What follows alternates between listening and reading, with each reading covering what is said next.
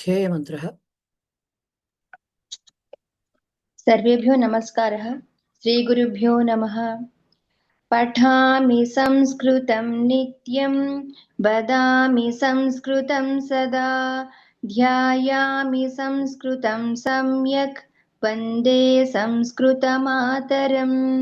संस्कृतस्य प्रसाराय नैजं सर्वं ददाम्यहम्। संस्कृतस्य सदा भक्तो वन्दे संस्कृतमातरम्। संस्कृतस्य कृते जीवन्, संस्कृतस्य कृते यजन्, आत्मानमाहुतं मन्ये वन्दे संस्कृतमातरम्। वन्दे संस्कृतमातरम्। वन्दे संस्कृतमातरम्। धन्यवादः। ధన్యవాదాः. సో ఐదవ పాఠము మనం చెప్పుకున్నాం మొన్న క్లాస్లో, సెలవులకు ముందర దాన్ని ఎక్సర్సైజ్ చేయాలి. నమస్తే అండి. ఐదవ పాఠం ఏమి చెప్పుకున్నాము? కర్మణి ప్రయోగం గురించి చెప్పుకున్నాము. దాంట్లో లట్లకారం గురించి చెప్పుకున్నాం. వర్తమాన కాలంలో వాడేటటువంటి లట్లకారం గురించి చెప్పుకున్నాము. కర్మణిలో కూడా అసలు కర్మణి ప్రయోగం అంటే ఏమిటని చెప్పుకున్నాము. ఎప్పుడైతే కర్త ప్రధానంగా ఉంటుందో, అంటే క్రియాపదము కర్తను అనుసరిస్తూ ఉంటుందో అది కర్తరి ప్రయోగం అంటాము. ఎప్పుడైతే కర్మని అనుసరిస్తుందో క్రియాపదము, దాన్ని కర్మణి ప్రయోగము అంటాము. సో కర్తరి ఇప్పటి వరకు మీరు చదువుకున్నంత కర్తరి ప్రయోగము. కర్తరి ప్రయోగంలో కర్తృపదము ప్రథమా విభక్తిలో ఉంటుంది, కర్మపదము ద్వితీయ విభక్తిలో ఉంటుంది, క్రియాపదము కర్తను అనుసరిస్తూ ఉంటుంది. రైట్. కర్మని ప్రయోగంకి వచ్చేసరికి కర్తృపదము తృతీయాలోకి వస్తుంది, కర్మపదము ప్రథమాలోకి వస్తుంది, క్రియాపదము కర్మని అనుసరిస్తూ ఉంటుంది. ఓకే. అంటే వాచ్య ప్రయోగం అని చెప్పుకున్నాము. సంస్కృతంలో 3 రకాలుగా ఉంటుందని. ఒకటి కర్తరి, ఒకటి కర్మని, ఒకటి భావే అని చెప్పాము. భావే కూడా సేమ్ రూల్స్, కాకపోతే అక్కడ కర్మపదం ఉండదు. అకర్మక క్రియలతో ఉన్న వాక్యాలని వాచ్య ప్రయోగం అంటే ప్రయోగ పరివర్తన చేస్తున్నప్పుడు వచ్చేది భావే ప్రయోగము అంటాము. దానికి సంబంధించిన రూల్స్ తర్వాత చదువుకుందాం. ప్రస్తుతానికైతే కర్మణి ప్రయోగంలో ఏం చెప్పుకున్నాం? ఇంకాను ధాతువుకి యా తే అనే రూపాలు యాడ్ అయ్యి లట్లకార రూపం ఏర్పడుతుందని చెప్పుకున్నాము. సో కర్మణి క్రియాపదాలన్నీ కూడా ఆత్మనేపదులుగానే ఉంటాయి. కర్తరిలో అవి పరస్మైపదులు అయినప్పటికీ కూడా ఒకసారి కర్మణిలోకి మారేసరికి ఆత్మనేపదులుగానే ఉంటాయి అని చెప్పుకున్నాము. సో ఆత్మనేపదులుగా ఎప్పుడైతే ఉంటాయో, ఇప్పటి వరకు మనం చదువుకున్నటువంటి 100 ధాతువు యొక్క రూపాలని అవి కూడా అనుసరిస్తూ ఉంటాయి. అన్ని మనం చదువుకున్న 5 రకాల లకారాలలో కూడాను. కాకపోతే ఇక్కడ భవిష్యత్ కాల రూపాలు చెప్పరు. కేవలం లట్, లోట్, లంగ్ రూపాలు చెప్తూ ప్రత్యయ రూపాలు కొన్ని చెప్తారు. అంతవరకే ఉంటుంది. సో అది చెప్పుకున్నాము. సో పఠ్ ధాతువుకి కర్మణి రూపం రాయాలి అంటే పఠ్యతే అని చెప్పుకోవాలన్నాము. అట్లాగే లిఖ్యతే, హస్యతే రాదు దీంట్లోకి. లిఖ్యతే, ఖాద్యతే, ఇలాగా య ప్లస్ తే కూడా కలుస్తూ ఉంటాయి దానికని చెప్పుకోవడం జరిగింది. దానికి సంబంధించిన వాక్యాలు లెసన్ అంతా కూడా చదవడం జరిగింది మనము. సో ఇప్పుడు ఎక్సర్సైజ్ తీయండి.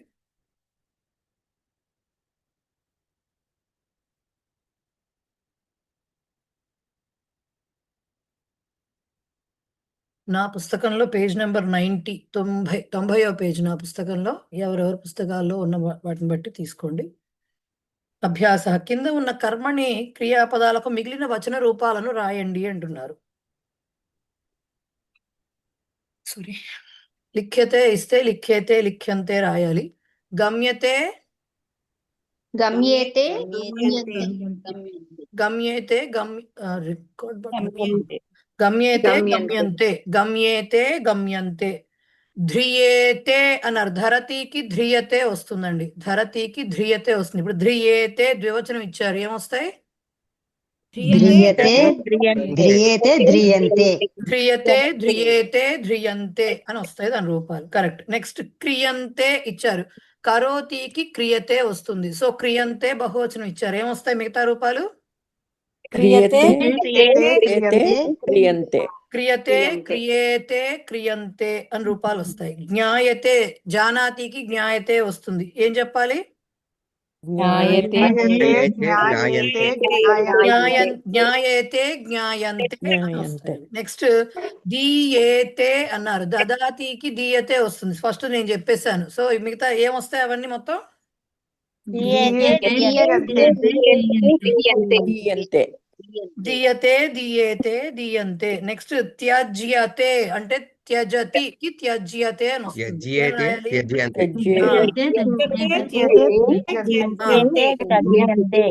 త్యజ్యేతే త్యజ్యంతే. నెక్స్ట్ పాఠ్యతే పాఠయతికి పాఠ్యతే వస్తుంది. ఏం చెప్పాలి? పాఠయంతే ఒకటి గుర్తుపెట్టుకోండి, పాఠ అని పలకూడదు. పాఠ్యతే పాఠ్యేతే పాఠ్యంతే. పాఠ్యంతే ఎందుకు అంటే పఠతి ధాతువుకి పఠ్యతే వస్తుంది. పాఠయతి వచ్చినప్పుడు ధాతువు పాఠ్ అవుతుంది. దానికి యాతే కలిపితే పాఠ్యతే అవుతుంది. పాఠయతే అని చదవకూడదు. పాఠ్యతే పాఠ్యేతే పాఠ్యంతే సంయుక్తాక్షరం రాయాలి. ఓకే. నెక్స్ట్ దృశ్యంతే అని ఇచ్చారు. పశ్యతికి దృశ్యతే అని వస్తుంది. ఫస్ట్ నేనే చెప్పేశాను. సో ఏం చెప్పాలి? దృశ్యతే దృశ్యేతే దృశ్యంతే. పశ్యతికి దృశ్యతే వస్తుంది. గుర్తుపెట్టుకోవాలి ఇది. నెక్స్ట్ స్థాప్యేతే అని వచ్చింది. ఏం రాయాలి? స్థాప్యతే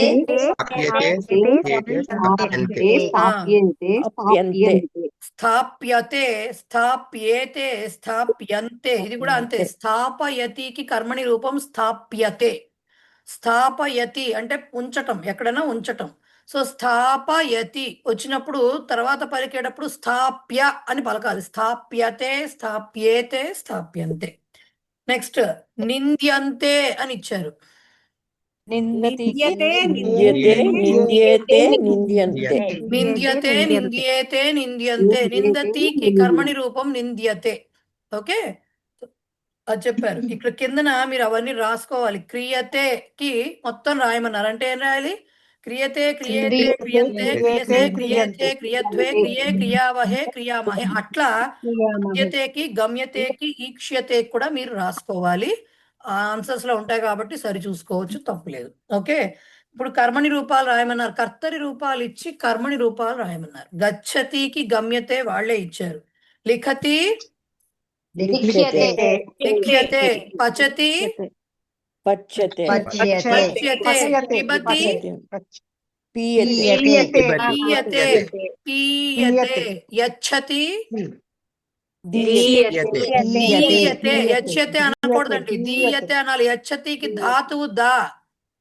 యచ్చ అనే ధాతువు లేదు, దా అనేదే ధాతువు దానికి కూడా. కాబట్టి దదాతికి యచ్చతికి కూడా దీయతే అనే వస్తుంది కర్మణి. సో దీయతే. జానాతి జ్ఞాయతే. జ్ఞాయతే. జిఘ్రతికి ఘ్రాయతే అని వస్తుంది. జిఘ్రతికి ఘ్రాయతే వస్తుంది. ఎందుకంటే ఘ్రా అనేది ధాతువు, దాని రూపం జిఘ్రతి కత్తరిలో. సో ఘ్రాయతే ఘ్రాయతే అని వస్తుంది. ఓకే. నయతి నీయతే. పశ్యతి దృశ్యతే. శృణోతి శ్రూయతే. శ్రూయతే. ఇప్పుడు శ్రూ రాసేటప్పుడు ఇక్కడ శృణోతికి అలాగే రాయాలి. పుస్తకంలో ఎలా ఇచ్చారో అలాగే రాయాలి. శ్రూ రాసేటప్పుడు శ్రీ సంయుక్తాక్షరం శ్రా రాస్తాం కదా, దానికి ఊ మాత్ర పెట్టాలి. ఎక్కడ శ్రూ రాయాలి, ఎక్కడ ఇలా రాయాలి అనేది రెండు రకాలుగా డిఫరెన్స్ ఉంది. కాబట్టి సో శృణోతి అన్నప్పుడు ఇదే కరెక్ట్. పుస్తకంలో ఎలా ఇచ్చారో అట్లాగే రాయాలి. మనం మామూలుగా ఇలా రాసేటట్టుగా రాయకూడదు. శ్రూయతే అని రాసినప్పుడు సంయుక్తాక్షరం శ్రా రాసి దానికి ఊ మాత్ర పెట్టాలి. అలాగే రాయాలి అది. ఓకే. నెక్స్ట్ సూచయ. శ్రు ధాతువు శ్రు ధాతువు శ్రు శ్రు ధాతువు అంటే ఉకారం మాత్రమే ఉంటుంది, దీర్ఘం ఉండదు. హ్రస్వ ఉకారం ఉంటుంది.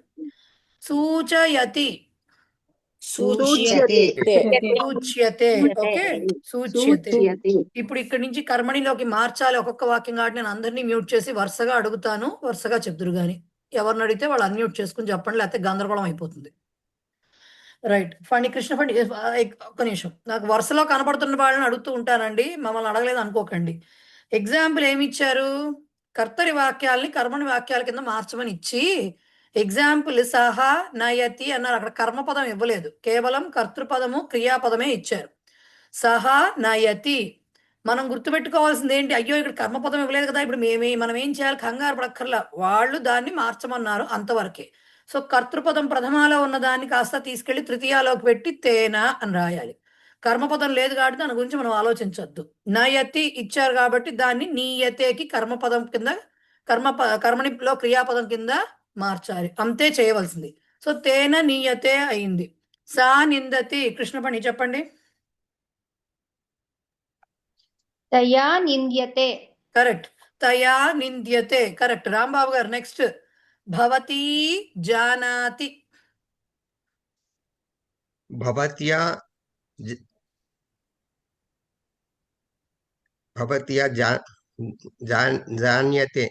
జ్ఞాయతే సార్, ఇందాకే చెప్పుకున్నాం మనం. సారీ, జ్ఞాయతే. జ్ఞా ధాతువు జ్ఞాయతే. కాబట్టి భవత్యా జ్ఞాయతే. జ్ఞాయతే. రైట్. కృష్ణవేణి గారు నెక్స్ట్ వన్. గాయకః గాయతి. గాయకేన గీయతే. కరెక్ట్. గాయకేన గీయతే. కరెక్ట్. పెనుగొండ పద్మజ గారు. సురేషః గచ్చతి. సురేషేణ గమ్యతే. అంతే, సురేషేన గమ్యతే. కరెక్ట్. భవానీ గారు. రజకః క్షాళయతి. రజకేన క్షాళ్యతే. రజకేన క్షాళ్యతే. కరెక్ట్. శ్రీలక్ష్మి గారు. భక్తః వందతే. అన్మ్యూట్ చేసుకుని చెప్పాలి మేడం. శ్రీలక్ష్మి గారు అన్మ్యూట్ చేసుకుని చెప్పాలి. భక్తేన వంద్యతే. భక్తేన వంద్యతే. కరెక్ట్. భక్తేన వంద్యతే. వాణి గారు నెక్స్ట్. బాలకః ఖాదతి. వాణి ఉప్పలూరి. బాలకః ఖాదతి. బాలకేన ఖాద్యతే. బాలకేన ఖాద్యతే. కరెక్ట్. జయశ్రీ పస్మర్తి గారు. శిష్యః పిబతి. శిష్యః పిబతి. శిష్యేణ పీయతే. శిష్యేణ పీయతే అని రావాలి. ఓకే. సో అవి వాటికి ఆన్సర్స్. ఇప్పుడు కర్మని ఇచ్చారు, కర్తరిలోకి మార్చాలి. కర్మని ఇచ్చి కర్తరిలోకి మార్చమన్నప్పుడు ఇక్కడ కర్మపదం కూడా ఇచ్చారు కాబట్టి చూసుకుంటూ చెప్పాలి. ఎలా చెప్పాలి? ఫస్ట్ ఎగ్జాంపుల్ నేను చెప్తా. మయా కార్యం క్రియతే అన్నారు. మయా ఉంది తృతీయాలో, అస్మత్ శబ్దంలో. సో దానికి ప్రథమాలోకి మార్చాలి. అహం. కార్యం నపుంసకలింగం కాబట్టి అక్కడ ఎలా ఉన్నా, ప్రథమాలో ఉన్నా ద్వితీయాలో ఉన్నా ఒకలానే ఉంటుంది కాబట్టి సేమ్ కార్యం దిగుతుంది. సో మయా కాస్త అహం అయి అహం కార్యం. క్రియతేకి మామూలుగా కరోతి అన్నాం, కానీ ఇక్కడ వచ్చింది ఏంటి? మనకి అహం అని ఉత్తమ పురుష కర్తృపదం వచ్చింది కాబట్టి కరోమి అని చెప్పాలి. ఓకే. అహం కార్యం కరోమి అనాలి. ఇక్కడ క్రియతే ఉంది కదా, కరోతినే రావాలని పెట్టుకోకూడదు. కర్తృపదం ఎలా ఉంటే దాని ప్రకారం క్రియ వస్తుంది కర్తరిలోకి మార్చేటప్పుడు. సో త్వం ఉంటే కరోషి వస్తుంది, సహా ఉంటే కరోతి వస్తుంది. కార్యంని బట్టి క్రియతే వచ్చింది అక్కడ. అర్థమవుతుంది కదా? కర్మణిలో ఎప్పుడు క్రియాపదం కర్మను అనుసరిస్తూ ఉంటుంది. కర్మపదం ప్రథమ పురుషులో ఉంటే క్రియాపదం ప్రథమ పురుషులో ఉంటుంది. కర్తరిలో ఎప్పుడు క్రియాపదం కర్తను అనుసరిస్తూ ఉంటుంది. ఇక్కడ వాచ్య పరివర్తన చేయగా వచ్చిన వాక్యంలో కర్తృపదం అహం అంటే ఉత్తమ పురుష వచ్చింది కర్తృపదం కాబట్టి క్రియాపదం కూడా దానికి తగ్గట్టుగా కరోమి అని రావాలి. సో దీనికి ఆన్సర్ ఎట్లా వచ్చింది? అహం కార్యం కరోమి అని వచ్చింది. ఓకే. నెక్స్ట్ శోభ ఎం గారు చెప్పండి. నెక్స్ట్. తయా ఫలం ఖాద్యతే. సా ఫలం ఖాదతి. అంతే. సా ఫలం ఖాదతి. ఇక్కడ సా వచ్చింది కాబట్టి ఖాదతి వస్తుంది, ఆగిపోతుంది అక్కడతో. కరెక్ట్. సా ఫలం ఖాదతి. జి రమాదేవి గారు. సేవకేన సంచికాహ నీయంతే. సంచికాహ అంటే ఫైల్స్. చెప్పండి.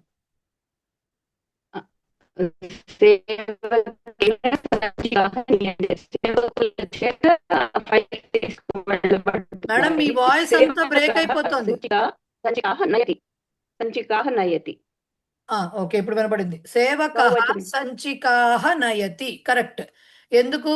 సంచిక అనే శబ్దం స్త్రీలింగ శబ్దం. సో రమా రమే రమాహ రమాం రమే రమాహ అనే వస్తుంది కాబట్టి కర్తరిలోకి మార్చినప్పుడు ద్వితీయాలోకి వచ్చినప్పుడు కూడా సంచికాహ అనే రూపమే ఉంటుంది అక్కడ.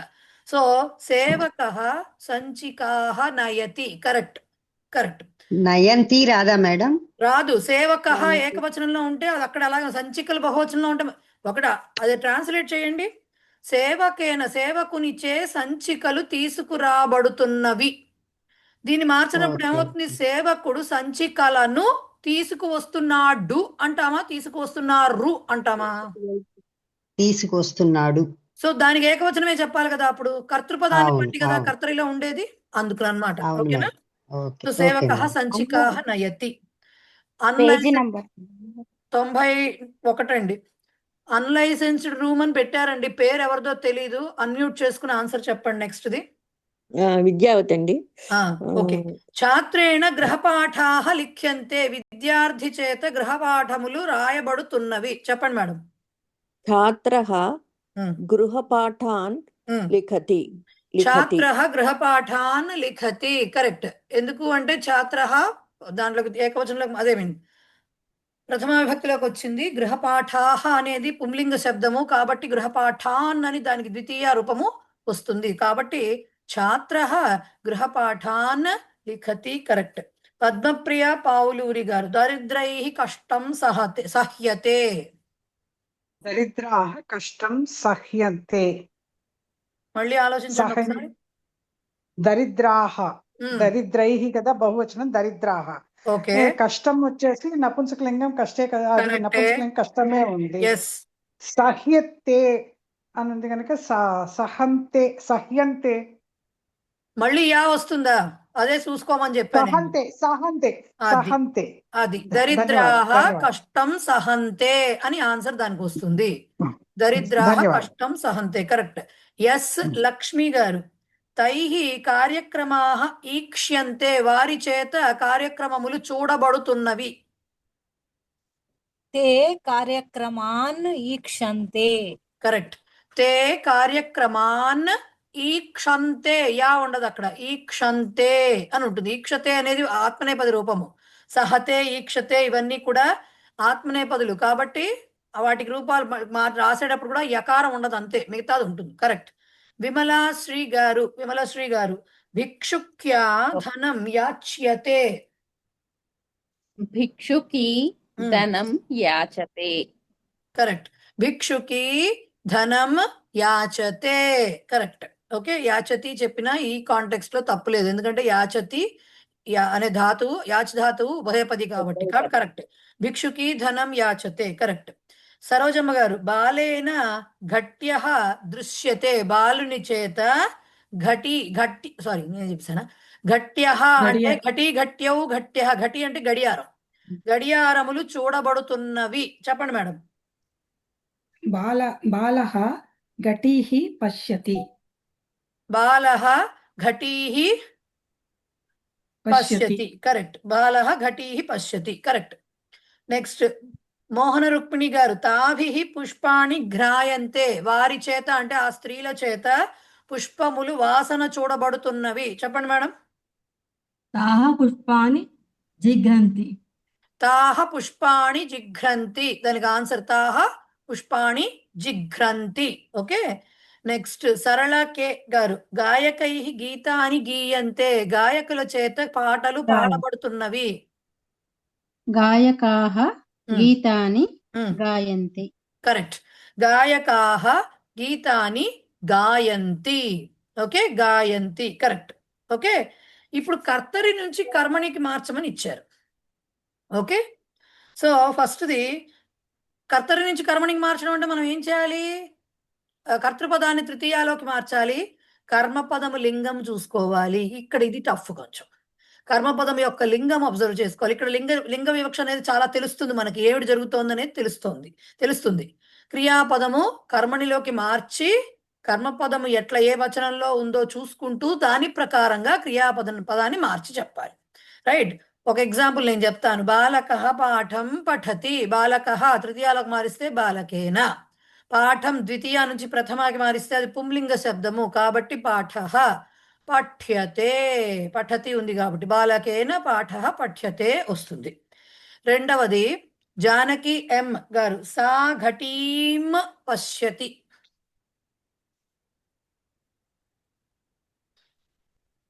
ఒక్క నిమిషం మేడం. తయా సా ఒక్క నిమిషం మేడం చెప్తాను. అంటే తేన ఘటీం పశ్యతే అంతేనా మేడం? నాకేం చెప్పారో వినపడలేదు, గట్టిగా చెప్పండి. ఒక్క నిమిషం మేడం. సాకి తృతీయ విభక్తి ఏమవుతుంది? సాకి తృతీయ విభక్తి సాకి తృతీయ విభక్తి తేన. సహాకి ఏమవుతుంది మరి? సారీ తయా తయా ఆ, సా అంటే తయా తయా. వచ్చింది. ఘటీం ద్వితీయాలో ఉంది, ప్రథమాలోకి ఎలా మార్చాలి? ఘటి ఘటి. ఘటికి తయా ఘటి బాగుంది. పశ్యతికి మార్చాలంటే పశ్యతికి రూపం ఏంటి? కర్మణి రూపం. దృశ్యతే. అంతే, దృశ్యతే. దానికి ఎందుకు కంగారు పడిపోతున్నారు? తయా ఘటి చదివాను దృశ్యతే. మేడం, మళ్ళీ నాకు చెప్పాలంటే కొంచెం ఇబ్బంది అయింది అంతే. ఏం అక్కర్లేదు, కంగారు ఏం అక్కర్లేదు, నెమ్మదిగా చూసుకోవచ్చు. రైట్. నెక్స్ట్ తయా ఘటి దృశ్యతే అనేది ఆన్సర్. అలేఖ్య గారు, భక్తః దేవం వందతే. భక్తః దేవం వందే. భక్తేన ఉమ్, దేవః వంద్యతే. కరెక్ట్. భక్తేన దేవః వంద్యతే, కరెక్ట్ అది. ఓకే. నెక్స్ట్ సత్యవల్లి గారు, తాహ జలం నయంతి.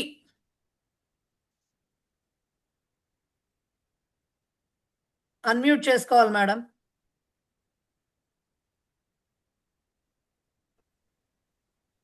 తాహ ఉమ్, తాభిః కరెక్ట్. తాభిః జలం జలం జలం ఉమ్, తాభిః జలం నయంతి నేష్యతి. నేష్యతి భవిష్యత్ కాలం అండి. నయతికి నీయతే వస్తుంది కదా, అదే చెప్పాలి. తాభిః జలం నీయతే. అంతే, జలం నీయతే. జలం ఏకవచనం కాబట్టి నీయతే అని ఏకవచనంలోనే వస్తుంది. అక్కడ ఇంకేమైనా వస్తువుని అని ఇచ్చారనుకోండి, అప్పుడు నీయంతే వస్తుంది. అక్కడ రావట్లేదు కదా, కర్మపదం ఏకవచనంలో ఉంది కాబట్టి నీయతే అని మాత్రమే వస్తుంది. తాభిః జలం నీయతే అనేది దానికి ఆన్సర్. నెక్స్ట్ రామినేని సత్యవతి దేవి గారు, వయం ఉత్తరం లిఖామహ. మేము ఉత్తరమును వ్రాస్తున్నాము. అస్మాభిః ఉత్తరం లిఖ్యతే. అస్మాభిః ఉత్తరం లిఖ్యతే, కరెక్ట్. ఓకే. నెక్స్ట్ శ్యామల గారు, అర్చకః దేవాన్ పూజయతి. అర్చకేన దేవాః పూజ్యంతే. కరెక్ట్. అర్చకేన దేవాః పూజ్యంతే, correct. Okay. Aparna Marumamula. Okay. ఆరక్షకః చోరాన్ గృహ్ణాతి. పోలీసు దొంగలను పట్టుకుంటున్నాడు. అన్మ్యూట్ చేసుకుని ఆన్సర్ చెప్పాలి మేడం. అపర్ణ గారు ఉన్నారా?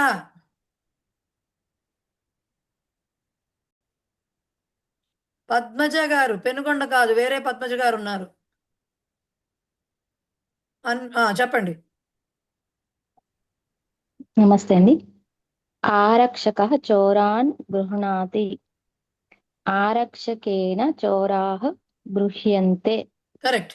గృహ్ణాతికి గృహ్యతే అని వస్తుంది కాబట్టి గృహ్యంతే బహువచనం. ఆరక్షకేన చోరాః బహువచనం వచ్చింది కాబట్టి గృహ్యంతే అని చెప్పాలి. Okay, right. Yes. Next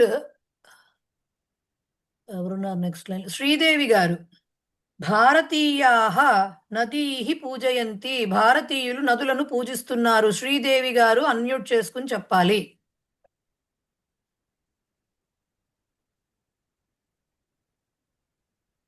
Sailakumari గారు, ఏమండి ఉన్నారా లేరా ఏంటి సిచ్యుయేషన్ తెలియట్లేదు నాకు. రాధాకృష్ణ శర్మ గారు చెప్పండి సార్. చెప్పండి సార్. ಏನದಂడి? భారతీయాః నదీః పూజయంతి. భారతీయైః నద్యః పూజ్యంతే. పూజ్యంతే. Correct correct. నద్యః పూజ్యంతే. భారతీయైః నద్యః. భారతీయైః కరెక్ట్. నద్యః భారతీయైః నద్యః పూజ్యంతే అని చెప్పాలి దానికి answer. Correct. Sujatha Bhaviri Shetty next వాక్యం చెప్పండి మేడం. భవతి శాటికాః క్షాళయతి. భవతి శాటికా క్షాళయతి. భవత్యాః శాటికా క్షాళయంతి. మిగతా అంతా బాగానే చెప్పారు కానీ భవతి శబ్దానికి తృతీయ విభక్తి ఏంటండి? భవత్యాః అండి. భవత్యాహ అవ్వకూడదండి, పంచమి షష్ఠి విభక్తులు అవుతుంది. భవత్యాకి విసర్గలు పెట్టారంటే పంచమి షష్ఠి కిందకి అయిపోతుంది అది. భవత్యా అని మాత్రమే ఆగాలి తృతీయాకి. ఓకే. భవత్యా శాటికాః క్షాళయంతి. భవత్యా శాటికాః క్షాళ్యంతే. ఓకే. భవత్యా శాటికాః క్షాళ్యంతే. రైట్. ఎస్ రమాదేవి గారు సైనికాః దేశం రక్షంతి. సైనికాః దేశః రక్ష్యతే. సైనికైః దేశః రక్ష్యతే. సైనికైః దేశః రక్ష్యతే అనేది దానికి చెప్పాలి ఆన్సర్. రైట్. సౌజన్య గారు కీటః ఫలాని ఖాదతి. సౌజన్య గారు అన్మ్యూట్ చేసుకుని చెప్పండి. కీటేన ఫలాని ఖాద్యతే. ఖాద్యంతే. ఫలాని బహువచనం వచ్చింది కాబట్టి ఖాద్యంతే. కీటేన ఫలాని ఖాద్యంతే. కరెక్ట్. ఓకే. టి రమాదేవి గారు మశకాహ రక్తం చూషంతి అంటే మశకాహ అంటే దోమలు, రక్తమును చూషంతి అంటే పీలుస్తున్నాయి అని అర్థం. రమాదేవి గారు చెప్పండి. మశకైః రక్తం చూష్యతే. మశకైః రక్తం చూష్యతే. ఓకే. మశకైః రక్తం చూష్యతే. సో అది మీకు కర్మణి ప్రయోగానికి సంబంధించినటువంటి ఎక్సర్సైజ్ పార్ట్. మళ్ళీ నేను పంపించినప్పుడు ఎక్సర్సైజెస్ దాంట్లో ఇంకా చాలా వాక్యాలు వస్తాయి, మీకు పెద్ద ఎక్సర్సైజే అవుతుంది అది. ఇంకొక విషయం ఒక్క నిమిషం వాణి గారు, ఇంకొక విషయం చెప్పదలిచానండి. మోస్ట్లీ ఇవాళ క్లాస్ టైం పట్టచ్చు రికార్డ్ అయ్యింది అప్లోడ్ అవ్వడానికి. ఇవాళ్లే కాదు, ఒక 1-2 క్లాసెస్ ఇవాళది, నెక్స్ట్ క్లాస్ కూడా. నా ల్యాప్టాప్ ప్రాబ్లం అయింది, నేను వేరే ల్యాప్టాప్ నుంచి లాగిన్ అవుతున్నాను. సో కాబట్టి రికార్డ్ అయితే అవుతాయి కానీ అన్ని వెంటనే అప్లోడ్ చేయడం కుదరదు, ఎందుకంటే ఆ సాఫ్ట్వేర్స్ అన్ని రిపేర్ అయిన ల్యాప్టాప్లో ఉన్నాయి. ఇది వేరే ల్యాప్టాప్, ఇక్కడ దీంట్లో లేవు అవన్నీను, దానికి సంబంధించిన డీటెయిల్స్ కూడా లేవు. కాబట్టి నేను అప్లోడ్ చేసి మర్జ్ చేసి అన్ని అప్లోడ్ చేయడం అనేది కొంచెం కష్టము. మోస్ట్లీ పంపిస్తాను సార్ని అడిగి, సార్ కనుక చేయగలిగితే, సార్ ఊళ్ళో ఉంటే చేసి పెట్టగలుగుతారు రేపటికో ఎప్పటికో. అవ్వకపోతే నిన్న ప్రాబ్లం అయింది క్లాస్లో, అది ఇంకా నా ల్యాప్టాప్ రిపేర్ అవ్వలేదు ఇంకాను. సో అది అయ్యాక ఏదో మేజర్ ఇష్యూ వచ్చింది, అందుకని ఈ లోపల రికార్డ్ అయితే అవుతాయి కానీ మీరు ప్రస్తుతానికి కొంచెం జాగ్రత్తగా వినండి, అంతకుమించి చేయగలిగినవి ఏమీ లేదు. ఇంకా డౌట్లు ఉంటే పాత అంటే లాస్ట్ ఇయర్ కూడా ఇదే టైంకి చెప్పిన ఉన్నాయి. February 25 బ్యాచ్కి పరిచయ చెప్పిన లెసన్స్ వీడియోస్ ఉన్నాయి. లెసన్ నెంబర్స్ ఇస్తాను కాబట్టి అక్కడ చూసుకుని కావాలంటే వినొచ్చు. మోస్ట్లీ మీది అయిపోతుంది, వాళ్ళది అవ్వదు. నిన్నటి క్లాసు మీది అవ్వాలి మోస్ట్లీ. చూద్దాం రేపు సాయంత్రం ఎల్లుండి లోపల కనుక అవ్వకపోతే చూసుకుందరు కానీ ఒక 1-2 క్లాసెస్కి ఇబ్బంది వస్తుంది, తప్పదు, ఏమీ చేయలేము. ఓకే. ఎస్ వాణి గారు చెప్పండి. మేడం ఈ 6th ఎక్సర్సైజ్ లో 8th బిట్ భారతీయాః నదీః పూజయంతి. దీంట్లో భారతీయ అనేది శబ్ద రూపం అంటారా? భారతీయ అంటే భారతీయుడు అనేది, అది ఎలా వచ్చింది అనేది మీకు 4వ లెవెల్లో కానీ చెప్పరు. ఓకే. సో భారతీయ అనేది ఒక రూపం, భారతదేశానికి సంబంధించిన వాడు భారతీయుడు. ఓకే. సో భారతీయ అకారాంత శబ్దం అవుతుంది కాబట్టి భారతీయ దానికి రామాహ లాగా వస్తుంది. రైట్. భారతీయైః తృతీయ అవుతుంది రామైహ లాగా. ఓకే. ఓకే. రైట్. భవానీ గారు చెప్పండి. మహోదయ్, పేజ్ నంబర్ 87లో అవి ఉచ్చారణ కొంచెం చెప్పరా మహోదయ్? చెప్పండి. దేంది? మత్స్యతే అది ఉంది కదా, మొన్న కూడా చెప్పాను నేను ఇది. భర్త్స్యతే మొన్న కూడా చెప్పాను.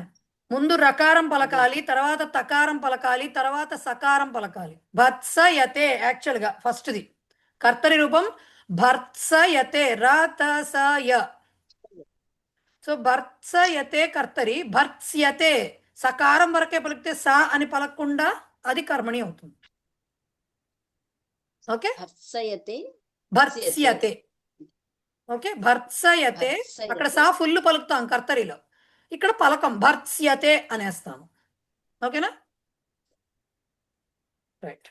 ధన్యవాదాలు. ఎండ్ సంధి ఎక్సర్సైజ్ ఉంది కదా, అది తీయండి. ఎండ్ సంధి ఎక్సర్సైజ్ ఉంది కదా, పేజ్ నెంబర్ 101, 101.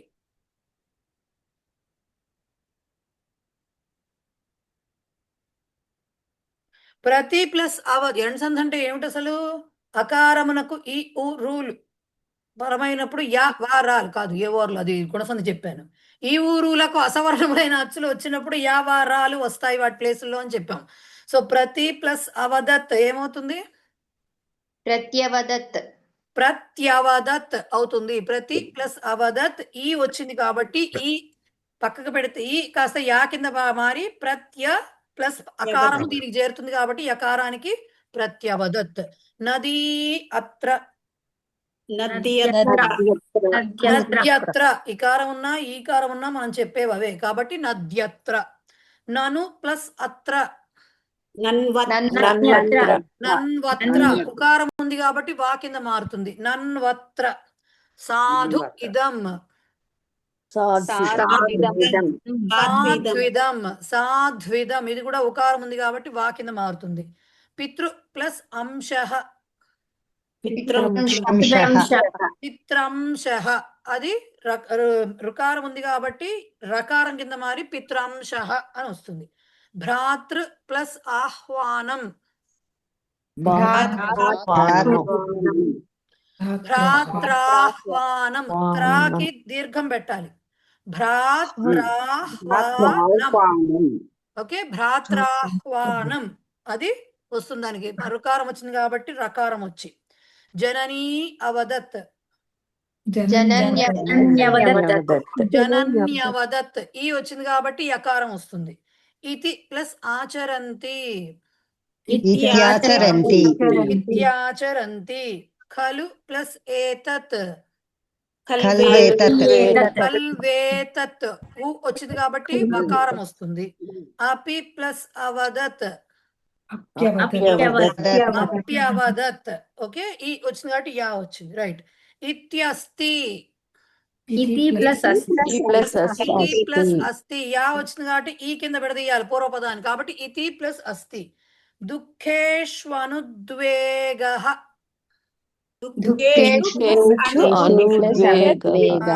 కరెక్ట్. ఎప్పుడైతే వా వినబడుతోందో అక్కడ ఏ మాత్రం లేకుండా ఉత్తిగా వా వినబడుతోందో పక్కన అకారంతో వచ్చింది మాట అని అర్థం ఉత్తర పదం. సో అనుద్వేగ మార్చేస్తే మిగిలింది షు, ఉకారం రావాలి. వా వచ్చిందంటే ఊ రావాలి కాబట్టి దుఃఖేషు అనుద్వేగ. గుర్వత్ర, గురు ప్లస్ అత్ర గుర్వత్ర. ఇత్యస్మి, ఇతి ప్లస్ అస్మి ఇత్యస్మి. నదీష్వత్ర,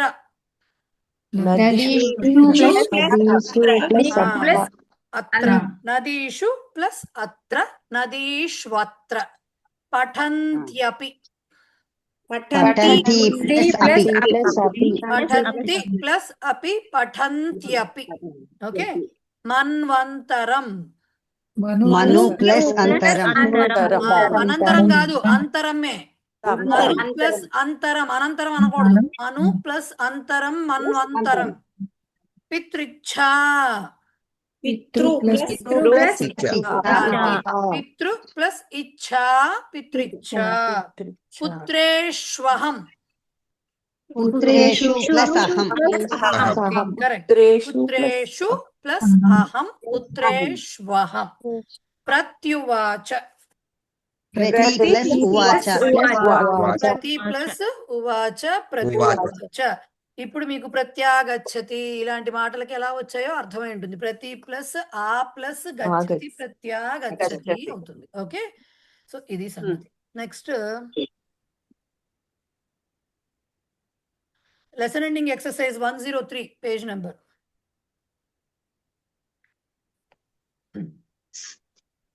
ఇది ఎవరు హ్యాండ్ రైజ్ చేస్తే వాళ్ళని అడుగుతాను నేను, ఎందుకంటే తక్కువ ఉన్నాయి కాబట్టి వరుసగా అడగడం ఎందుకు. కర్తరిని కర్మణిలోకి మార్చాలట. బాలకాహ శ్లోకం పఠంతి. వాణి గారు. బాలకైః శ్లోకః పఠ్యతే. బాలకైః శ్లోకః పఠ్యతే. కరెక్ట్. కృష్ణవేణి గారు. రజకాహ వస్త్రాణి క్షాళయంతి. రజకైః వస్త్రాణి క్షాళ్యంతే. కరెక్ట్. రజకైః వస్త్రాణి క్షాళ్యంతే. కరెక్ట్. సరోజమ్మ గారు. వృషభాః మార్గే అటంతి. వృషభైః మార్గే అట్యతే. వృషభైః మార్గే అట్యతే. ఇక్కడ మార్గే ఉంది కదండి, అంటే సప్తమిలో ఉంది, మనకు సంబంధం లేదు. మనకి కర్తరిలో నుంచి కర్మనిలోకి మార్చాలంటే, లేకపోతే కర్మనిలో నుంచి కర్తలోకి మార్చాలంటే మనకు కావాల్సింది కర్తృపదము, కర్మపదము, క్రియాపదమే. మిగతావి ఎక్స్ట్రా మాటలు ఏ ఉన్నా, ఏ విభక్తిలో ఉన్నా మనకు సంబంధం లేదు. సో ఓవరాల్గా కర్తరిలో ఉన్నాయనుకోండి వాక్యాలు, తృతీయ విభక్తి ప్రథమా విభక్తి కర్తృపదము, ద్వితీయ కర్మపదము కనపడుతూ ఉంటుంది. అదే కర్మణిలో ఇచ్చారనుకోండి, తృతీయ కర్తృపదము, ప్రథమ కర్మపదము కనబడుతూ ఉంటుంది. ఇవి కాకుండా ఇంకా ఏ విభక్తుల్లో ఉన్నా మనకు సంబంధం లేదు, అవి అలాగే వస్తాయి. ఓకే. సో వృషభైః మార్గే అట్యతే అని మాత్రమే చెప్పాలి. యాక్చువల్గా ఈ వాక్యం ఇక్కడ ఇవ్వకూడదు, ఇది భావే కిందకు వస్తుంది, ఇది కర్మణి ప్రయోగం కాదు. సో అట్యతే అని మాత్రమే చెప్పాలి. ఓకేనా. నెక్స్ట్ది పెనుగొండ పద్మజ గారు. మహారాజా ఋషీన్ సేవంతే. మహారాజైః ఋషయః సేవ్యంతే. మహారాజైః ఋషయః సేవ్యంతే. కరెక్ట్. శ్యామల గారు. ఉత్తమః. మేడం ఒక చిన్న డౌట్ మేడం ఇక్కడ. చెప్పండి. మహారాజా అని చెప్పారు కదా, ఇది రాజన్ శబ్దమా లేకపోతే ఎట్లా మేడం ఇది?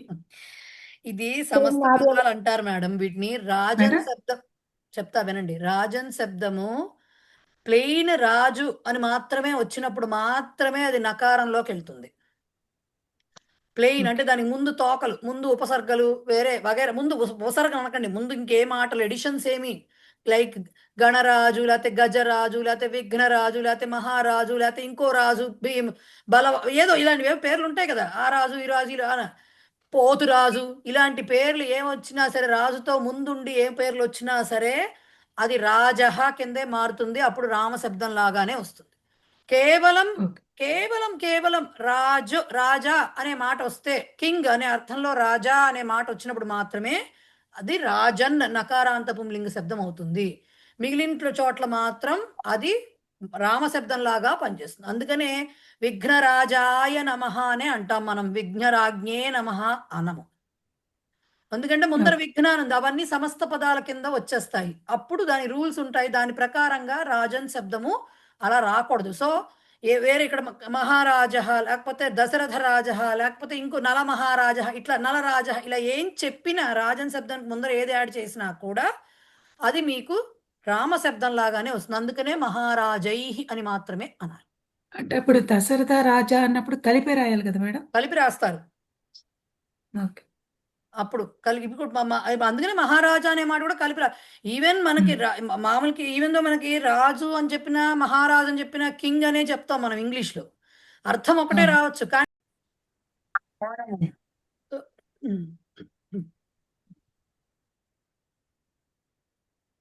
ఇంకా ఏ పదం వచ్చినా కూడా రాజ శబ్దానికి ముందర అది రామ శబ్దం లాగానే వర్క్ అవుతుంది. కాబట్టి మహారాజైః అని మాత్రమే అక్కడ అనాలి. రైట్. ఉత్తమః అన్యాన్ క్షమతే. ఎవరెత్తారు చెయ్యి? మళ్ళీ కిందకు వచ్చేసినాయి, ఎవరో కనపడలేదు నాకు. కృష్ణపణి చెప్పండి. యాక్చువల్ గా నాకు ఇది డౌట్ ఉంది మేడం, అది అన్యాన్ అనేది ఎలా మార్చాలనేది నాకు డౌట్. అన్యః అన్య శబ్దము సర్వశబ్దం లాగా వస్తుంది. Okay okay. సో సర్వశబ్దం ఎలా వస్తుంది? సర్వః, సర్వౌ, సర్వే పుంలింగంలో. అన్యాన్ అన్నారంటే సర్వాన్ అనే మాట విన్నారు కదా, సర్వాన్. ఓకే. సో సర్వాన్ ద్వితీయ విభక్తి వచ్చిందంటే ప్రథమ విభక్తిలో ఏం వచ్చి ఉండొచ్చు? సర్వాహ. అది స్త్రీలింగం. సర్వాన్ వచ్చిందంటే సర్వాహ రాదు. పుంలింగంలో ఏమొస్తుంది? అన్యే. సర్వే అని వస్తుంది. కాబట్టి ఇక్కడ కూడా అన్యే అని వస్తుంది. శ్రీ సర్వశబ్దము పుంలింగంలో అయితేనే సర్వః, సర్వౌ, సర్వే అని వస్తుందండి. పుంలింగంలో మీకు ప్రవేశంలో ఉంది అది. స్త్రీలింగంలో అవునవును. సర్వః సర్వా సర్వౌ సర్వా సర్వే సర్వాహ అని వస్తుంది రమాలాగా. ఓకే మేడం అన్యాన్ గుర్తొచ్చింది. రామాన్ లాగా అన్నారు అంటే ముందర రావాల్సింది ద్వితీయ పుంలింగంలో ఉన్నట్టే కదా సర్వాన్ అని. సో పుంలింగంలో వచ్చే రూపం ఏంటి సర్వే అని వస్తుంది, అన్యే అని రావాలి ఇక్కడ. ఓకే. ఓకే, సో ఇప్పుడు చెప్పండి.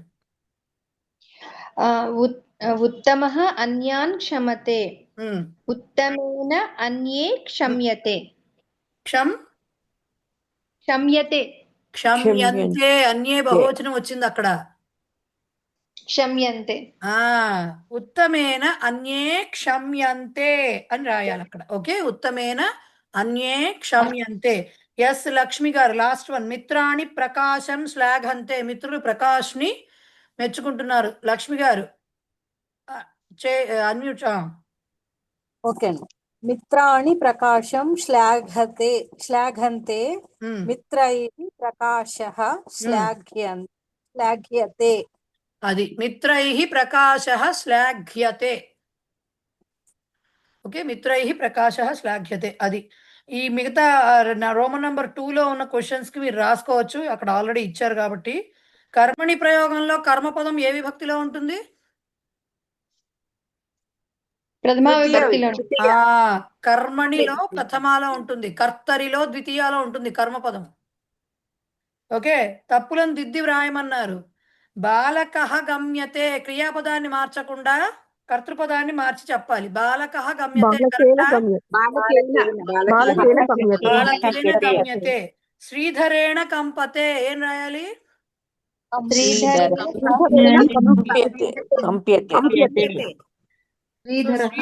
శ్రీధరేణ కంప్యతే రాయాలి. ఆర్ శ్రీధర కంపతే రాసినా కూడా కరెక్టే అక్కడ. అది ప్రథమాలోకి మార్చినా తప్పులేదు. రైట్. లతయా సరోవర పశ్యతే అని ఇచ్చారు. దృశ్యతే. మాతరి అర్చనం ఉండాలా? మాత్రార్చనం అని ఇచ్చారు వాళ్ళు పదం. మాతృ ప్లస్ అర్చనం మాత్రార్చనం. ఓకే, మాతృ ప్లస్ అర్చనం మాత్రార్చనం సంధి అవుతుంది. రైట్, అక్కడికి మీకు 5 పాఠాలు. మేడం ఒకసారి థర్డ్ది ఒకసారి చెప్పరా? మూడవది వృషభాః మార్గే అటంతి ఉంది కదా, కృష్ణపణి. వృషభైః మార్గే అట్యతే అంతే. అది మార్గే గురించి చెప్పారు కదా, అది ఒక్కసారి. వేరే విభక్తిలో ఉన్న వాటిని మనం ముట్టుకోకూడదు, అదే విభక్తిలో రాయాలి. అలాగే వస్తుంది అది. ఓన్లీ ద్వితీయాలో ఉంటేనే దాన్ని ప్రథమాల్లోకి మార్చి రాయాలి. ఎగ్జాంపుల్ చెప్తా ఇంకోటి మీకు, వినండి. బాలకః, ఓకే, బాలకః పుస్తకం స్యూతే స్థాపయతి అని చెప్పాను నేను. బాలకః బాలకుడు పుస్తకమును స్యూతే సంచిలో స్థాపయతి పెడుతున్నాడు. ఇప్పుడు దీన్ని మార్చాలనుకోండి, బాలకహాకి బాలకేనా రాయాలి. ఓకే, పుస్తకం నపుంసకలింగం కాబట్టి అలాగే ఉంటుంది, పుస్తకం వస్తుంది. స్థాపయతికి స్థాప్యతే పెట్టేస్తాము. మధ్యలో ఉన్న స్యూతేని మార్చం, అది సప్తమిలో అలాగే వస్తుంది. బాలకేన అంటే తెలుగు అర్థం చేసుకుంటే ఎట్లా వస్తుంది? బాలకుడు పుస్తకమును సంచిలో పెడుతున్నాడు, బాలకునిచే పుస్తకము సంచిలో పెట్టబడుతుంది. సంచిలో మారలేదుగా, రైట్? సో అది అలాగే ఉంటుంది, అది అలాగే ఉంటుంది, అది మారదు. రైట్, అదనమాట. మరి క్రియాపదం ఎలా వస్తుందండి? క్రియాపదం చెప్పాం కదా, క్రియాపదం దీన్ని బట్టి వస్తుంది కదా. స్థాప్యతే చెప్పాం కదా. అది కదండి, ఇప్పుడు మార్గే అటంతి అని ఉంది కదండి. నేను అదే అంటున్నా, ఈ వాక్యం యాక్చువల్ గా భావేలోకి ఇవ్వాలి, ఇక్కడ ఇవ్వకూడని వాక్యం అది. ఎందుకంటే అటతి అనే క్రియాపదం అకర్మక క్రియాపదం. సో ఇక్కడ ఇవ్వరు. అలా వచ్చినప్పుడు ఏది రాయాలనేది భావే ప్రయోగం 10th లెసన్ లో వస్తుంది.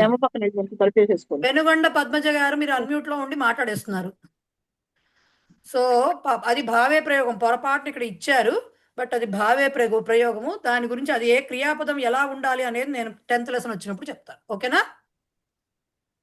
రైట్ మేడం, ఇప్పుడు బాలకేన పుస్తకం స్యూతే స్థాప్యతే స్థాప్యతే అంతే, అది మారదు. అందుకని మనకి ఎంతసేపు కర్తరి వాక్యం ఇచ్చారనుకోండి, మనం చూడాల్సిన విభక్తులు ఏంటి? ప్రథమ ద్వితీయ. ప్రథమదేమో కర్తరి పదము, ద్వితీయదేమో కర్మణి పదము.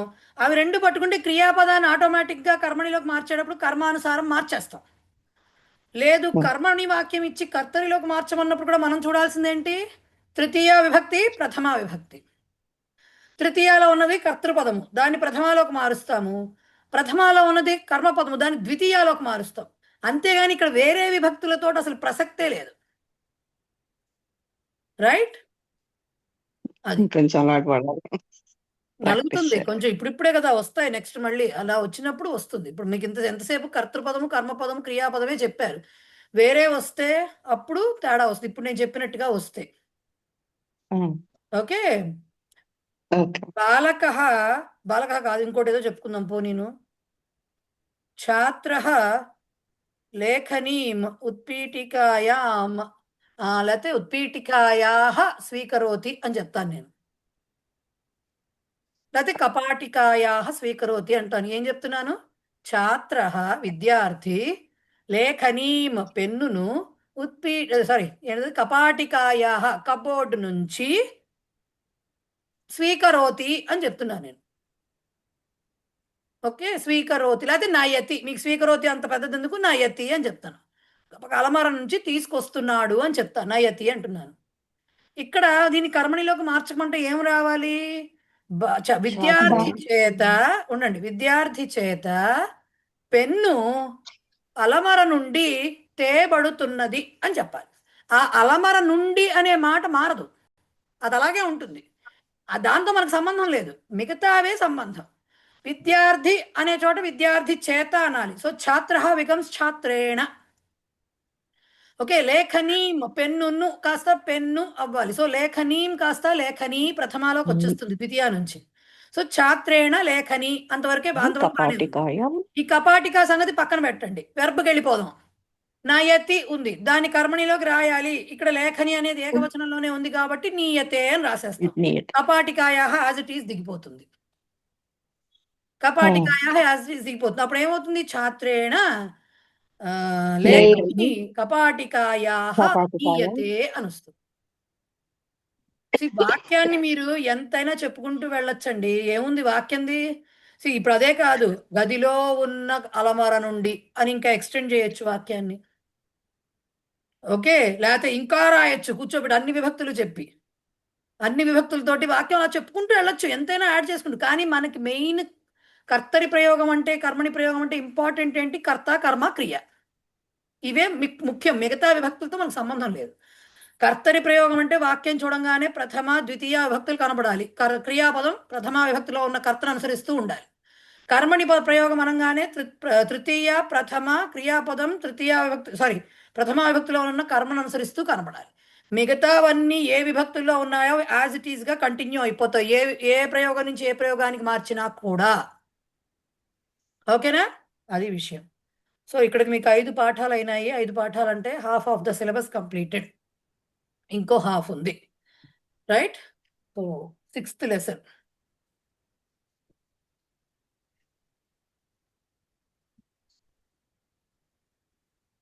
ఆరవ పాఠంలో మనం నేర్చుకోబోయేది ఏముందో చూసే ముందర సూక్తి ఒకటి చెప్పుకుందాం ఫస్ట్.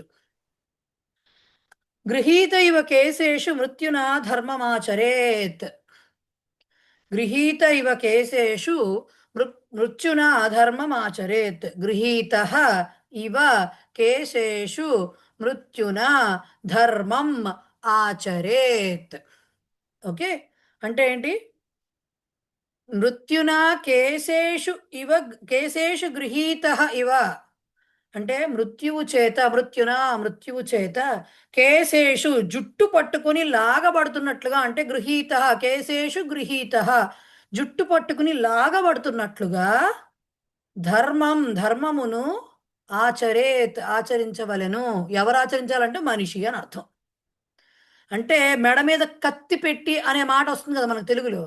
మెడ మీద కత్తి పెట్టి పని చేయించడం అని అంటే, మన మృత్యు జుట్టు పట్టుకు లాక్కెళ్ళడం అంటే నిజంగా యమధర్మరాజు భటులు వీళ్ళందరూ వచ్చి మనకున్న కాస్త జుట్టుని పట్టుకుని లాక్కెళ్తారనా? కాదు కదా.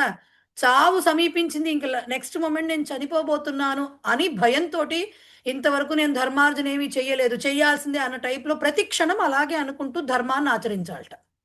ఏ క్షణం మృత్యువు కబళిస్తుందో తెలియదు కాబట్టి మృత్యువు జుట్టు పట్టుకుని లాక్కెళ్ళిపోతుందేమో అని అనుకున్నట్లుగా ధర్మాన్ని, అంత ఖచ్చితంగా ధర్మాన్ని కంపల్సరీ చేసుకుని ఆలోచించాలట తప్పనిసరిగా. అది వాళ్ళు చెప్పింది. ఓకే. సో మృత్యునా కేశేషు గృహీత ఇవ ధర్మం ఆచరేత్. రైట్. సో అది సూక్తి. సూక్తి అయిపోయాక ఇవాళ చెప్పుకోబోయే గ్రామర్ ఏమిటి అంటే కర్మణి ప్రయోగం రూల్స్ గుర్తుండాలి. కర్తృతృతీయ, కర్మ ప్రథమ, క్రియాపదం కర్మానుసారం, ఇవి గుర్తుపెట్టుకోవాలి. ఆ రూల్స్ ఏవైతే ఉన్నాయో ఈ 3 పాయింట్లు కర్మణి ప్రయోగంలో ఏ రకమైన కాల ప్రయోగం జరుగుతున్నా కూడా ఇవే రూల్స్ ఉంటాయి. అంటే ఇప్పటివరకు మనం చెప్పుకుంది లట్ అంటే వర్తమాన కాలం చెప్పుకున్నాం, ప్రెజెంట్ టెన్స్. భూతకాలం చెప్పుకున్నా, భవిష్యత్ కాలం మీకు ఇవ్వలేదు. ఎక్కడైనా అలాంటి మనకి వచ్చినా కూడా లేదు. లోట్ చెప్పుకుంటున్నా, లేదంటే లింగ్ అర్థం చెప్పుకుంటున్నా. మనకు తెలిసినవి 5 కాలాలు ప్రస్తుతానికి. వీటిల్లో ఏది చెప్పుకుంటున్నా సరే కర్మని ప్రయోగం అనగానే కర్తృతృతీయ, కర్మ ప్రథమ, క్రియాపదం కర్మానుసారిణి అని మాత్రం గుర్తుపెట్టుకోవాలి. ఓకే. సో ఇవాళ ఏం చెప్తున్నాము? భూతకాలం చెప్తున్నాం. భూతకాలంలో మీకు గుర్తుంటే ప్రవేశాలు 2 రకాలుగా చదివాం మనం భూతకాలం. రైట్. ఒకటి లంగ్ అనే లకారం, అంటే పఠతికి అపఠత్, అపఠతాం, అపఠన్, అపఠ, అపఠతం, అపఠత, అపఠం, అపఠావ, అపఠామ అనుకుంటూ లంగ్ చదివాం.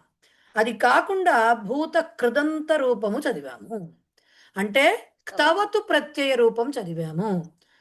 పఠితవాన్, పఠితవతి, నపుంసకలింగం కూడా ఉంది దానికి, మీకు రాలేదు. పఠితవత్ అనే రూపం కూడా వస్తుంది, రాలేదు, మీకు చెప్పలేదు. సో మరి రెండిటికి ఏమిటి తేడా వచ్చింది? ఎప్పుడైతే క్రియాపదము అంటే లకార రూపం అనే అర్థం, ఇది బాగా బ్రెయిన్లోకి ఎక్కించుకోండి. క్రియాపదం అన్నప్పుడు లకార రూపము అన్నప్పుడు ఆ లకార రూపంలో తింగంతంగా ఒకటి చెప్పాము భూతకాలము, కృదంతంగా ఒకటి చెప్పాము.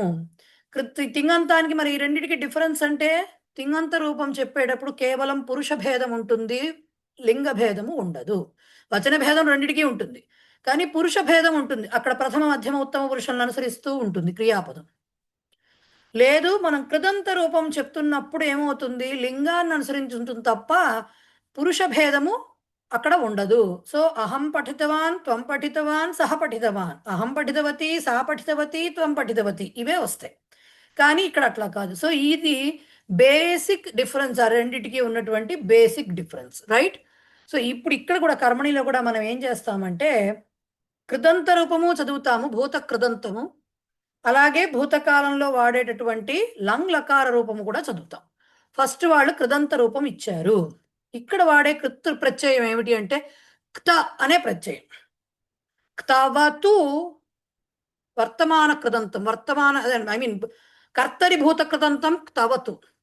కర్మణి భూత కృదంతము అంటే క్త అనే ప్రత్యయం, క హాఫ్ క ఫుల్ త, క్త అనే ప్రత్యయం. క్త ప్రత్యయ, ప్రత్యయం అనగానే ఇది ఆటోమేటిక్గా ధాతువుకు వస్తుంది. ఓకే.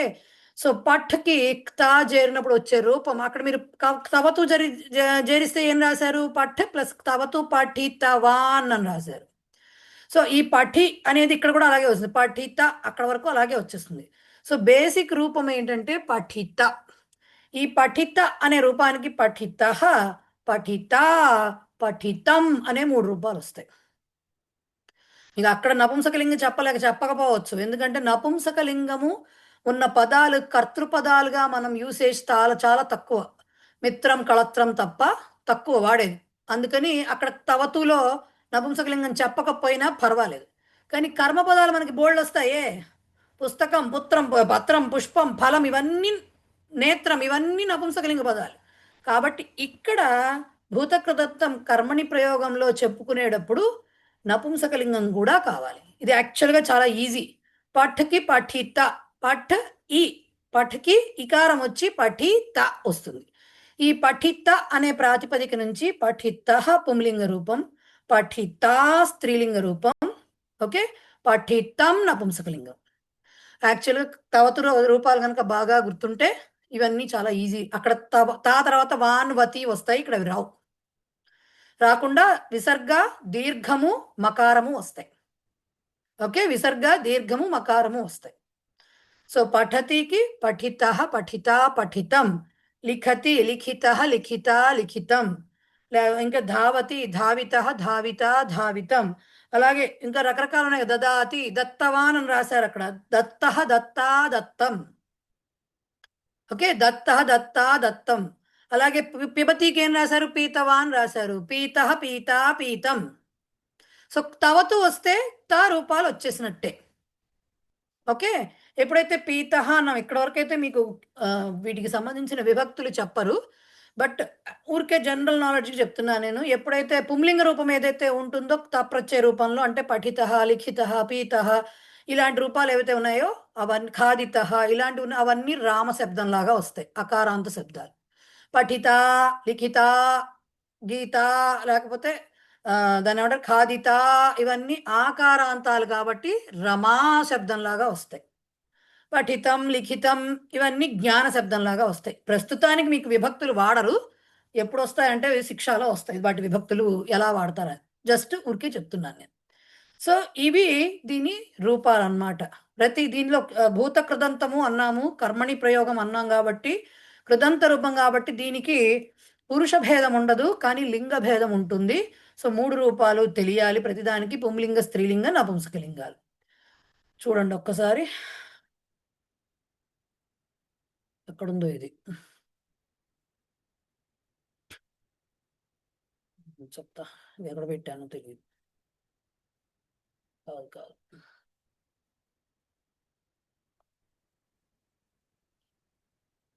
షేర్ చేయటానికి ఎందుకు రావట్లేదు? వచ్చింది. సో కర్మణి భూతకాల క్త ప్రత్యయ. ప్రింటింగ్ లో క్త ఇలాగే వస్తుంది. దీన్ని మనం మామూలుగా ఎలా రాసుకోవాలనేది ఇదివరకే తెలుసుకున్నాము, కాబట్టి దాని గురించి వరి అవసరం లేదు. యథా కర్తరి భూతకాలార్థం క్తవతు ప్రత్యయ ప్రయుజ్యతే. ఎట్లా అయితే కర్తరి భూతకాలం కోసం క్తవతు అనే ప్రత్యయం ఉపయోగింపబడుతున్నదో, తథైవ, తథా ప్లస్ ఏవ, తథైవ అలాగే కర్మణి ప్రయోగే భూతకాలార్థం, కర్మణి ప్రయోగంలో భూతకాల కోసం క్త ఇది ప్రత్యయ ప్రయుజ్యతే. క్త అనే ప్రత్యయం వాడతాము. క్త ప్రత్యయస్య యోజనేన 3 లింగేషు రూపాణి భవంతి. క్త ప్రత్యయాన్ని కలపడం వల్ల 3 లింగాల్లో కూడా రూపాలు వస్తాయి. తహ, తహ, తాతం.